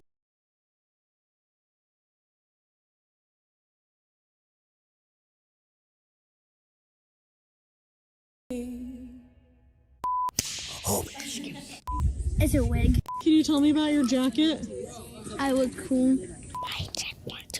Blow that kid! Blow that kid! If I weren't able to go back to camp, I would ask my mother. I'm going to keep asking her over and over again, and I'm going to camp.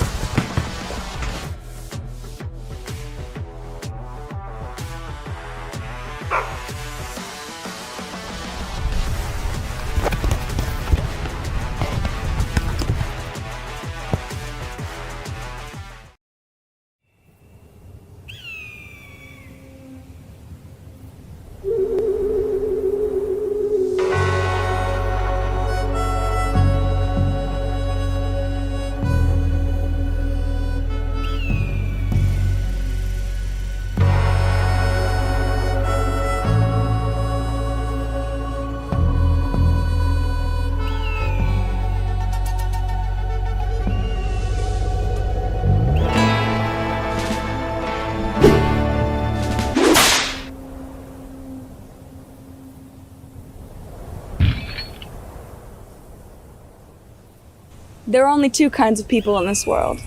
Those who get committed and those who don't.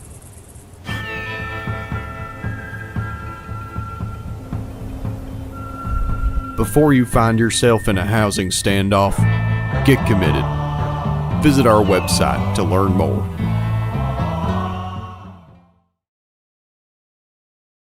Your time is now. When passion runs through you, become your own hero.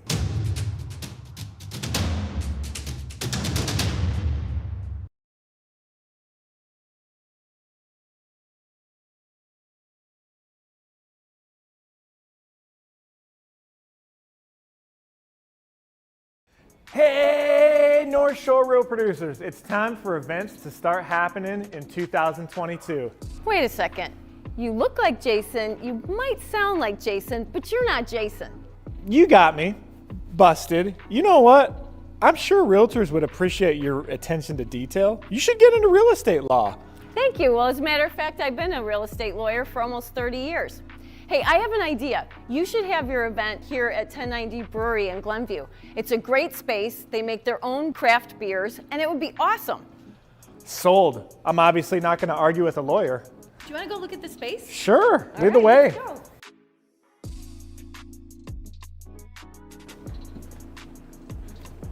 Hey, this is Luke, the general manager.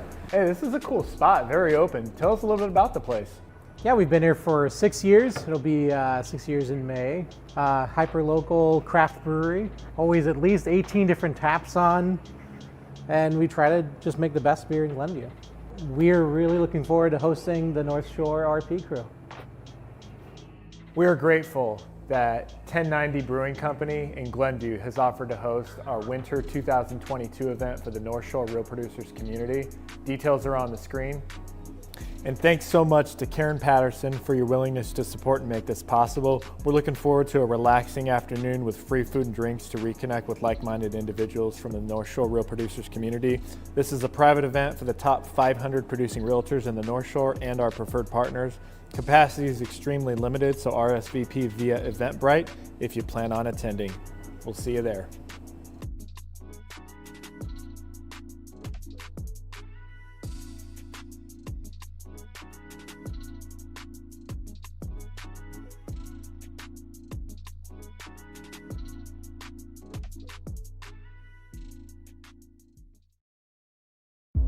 Hi, I'm Sean Rugstead, Caldwell Banker Realty. I'm out of the Glenview, Illinois office. I left Caldwell Banker a time of transition, thinking that the grass was greener on the other side. I was gone for 2 years and I realized right away I had made a mistake. I love the culture of Caldwell Banker. It's built around the agents. That's something that I felt I was missing before. They promote success by everybody working together. Everybody can network. Everything about the company is the best.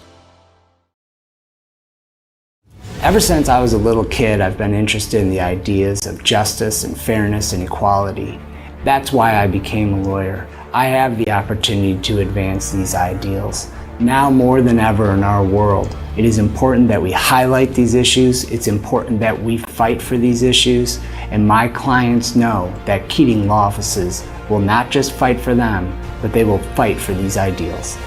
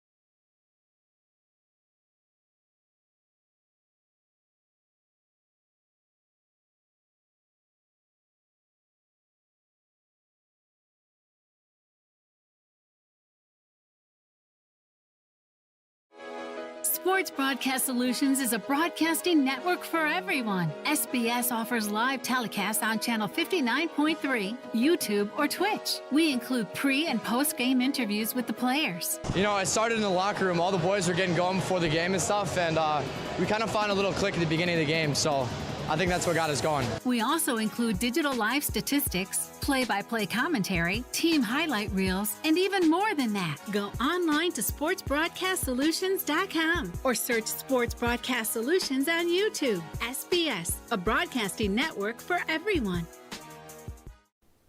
Sports Broadcast Solutions is a broadcasting network for everyone. At SBS, we offer a professional broadcasting experience for the non-professional athlete. Just like the pros, we offer everything for you. Play-by-play commentary. A no-hitter at Kane County Stadium. 15 strikeouts, 1 walk, 1 error, and that's it. Color commentary, highlight reels, recruiting videos, and much, much more. Unlike our competitors, we zoom in on the action and always have a live scoreboard with a live time code. If you're ready to have your next sporting event feel like CBS Sports, then make sure to call Sports Broadcast Solutions today.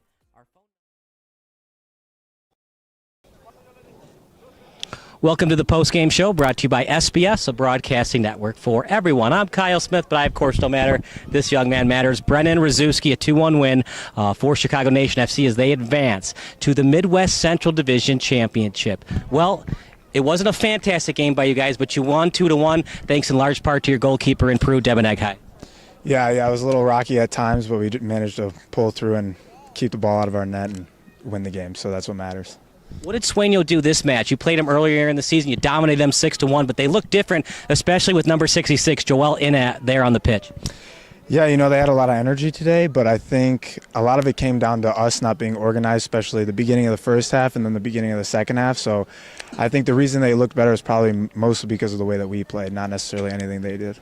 Dizdarevich, he gives you guys such great energy and minutes starting every match for you guys. Was he a little frustrated that he had to come off the bench with that little injury towards the end of the match? Maybe, but I don't think it affected him too much. So it seemed like we were still good to go. A 2-1 win for you guys. You were up 2-0. What's it going to take on the defensive end to try to not let up so much? Try to maintain that clean sheet if you can. I think just more organization and communication would be the main things. That's probably what we were lacking today. Big time goal from Adrian Graffin. What has he done with this offense that has put this team to that next level? I'd say he finishes his chances for the most part. He had a couple that he struggled with today, but most of the time he puts them away. So that's the biggest thing that he does. We like to call Chicago Nation the team of the sevens. Number 7, Nick Tapatanos, and number 17, Dizdarevich. They have such great chemistry, that 1-2 punch. What do they do outside of practice to keep that chemistry going when it comes to next matches coming up this season? I'm not really sure. I mean, everybody on the team seems to be good friends, so I'm sure they just hang out, and that's what keeps their chemistry on the field going.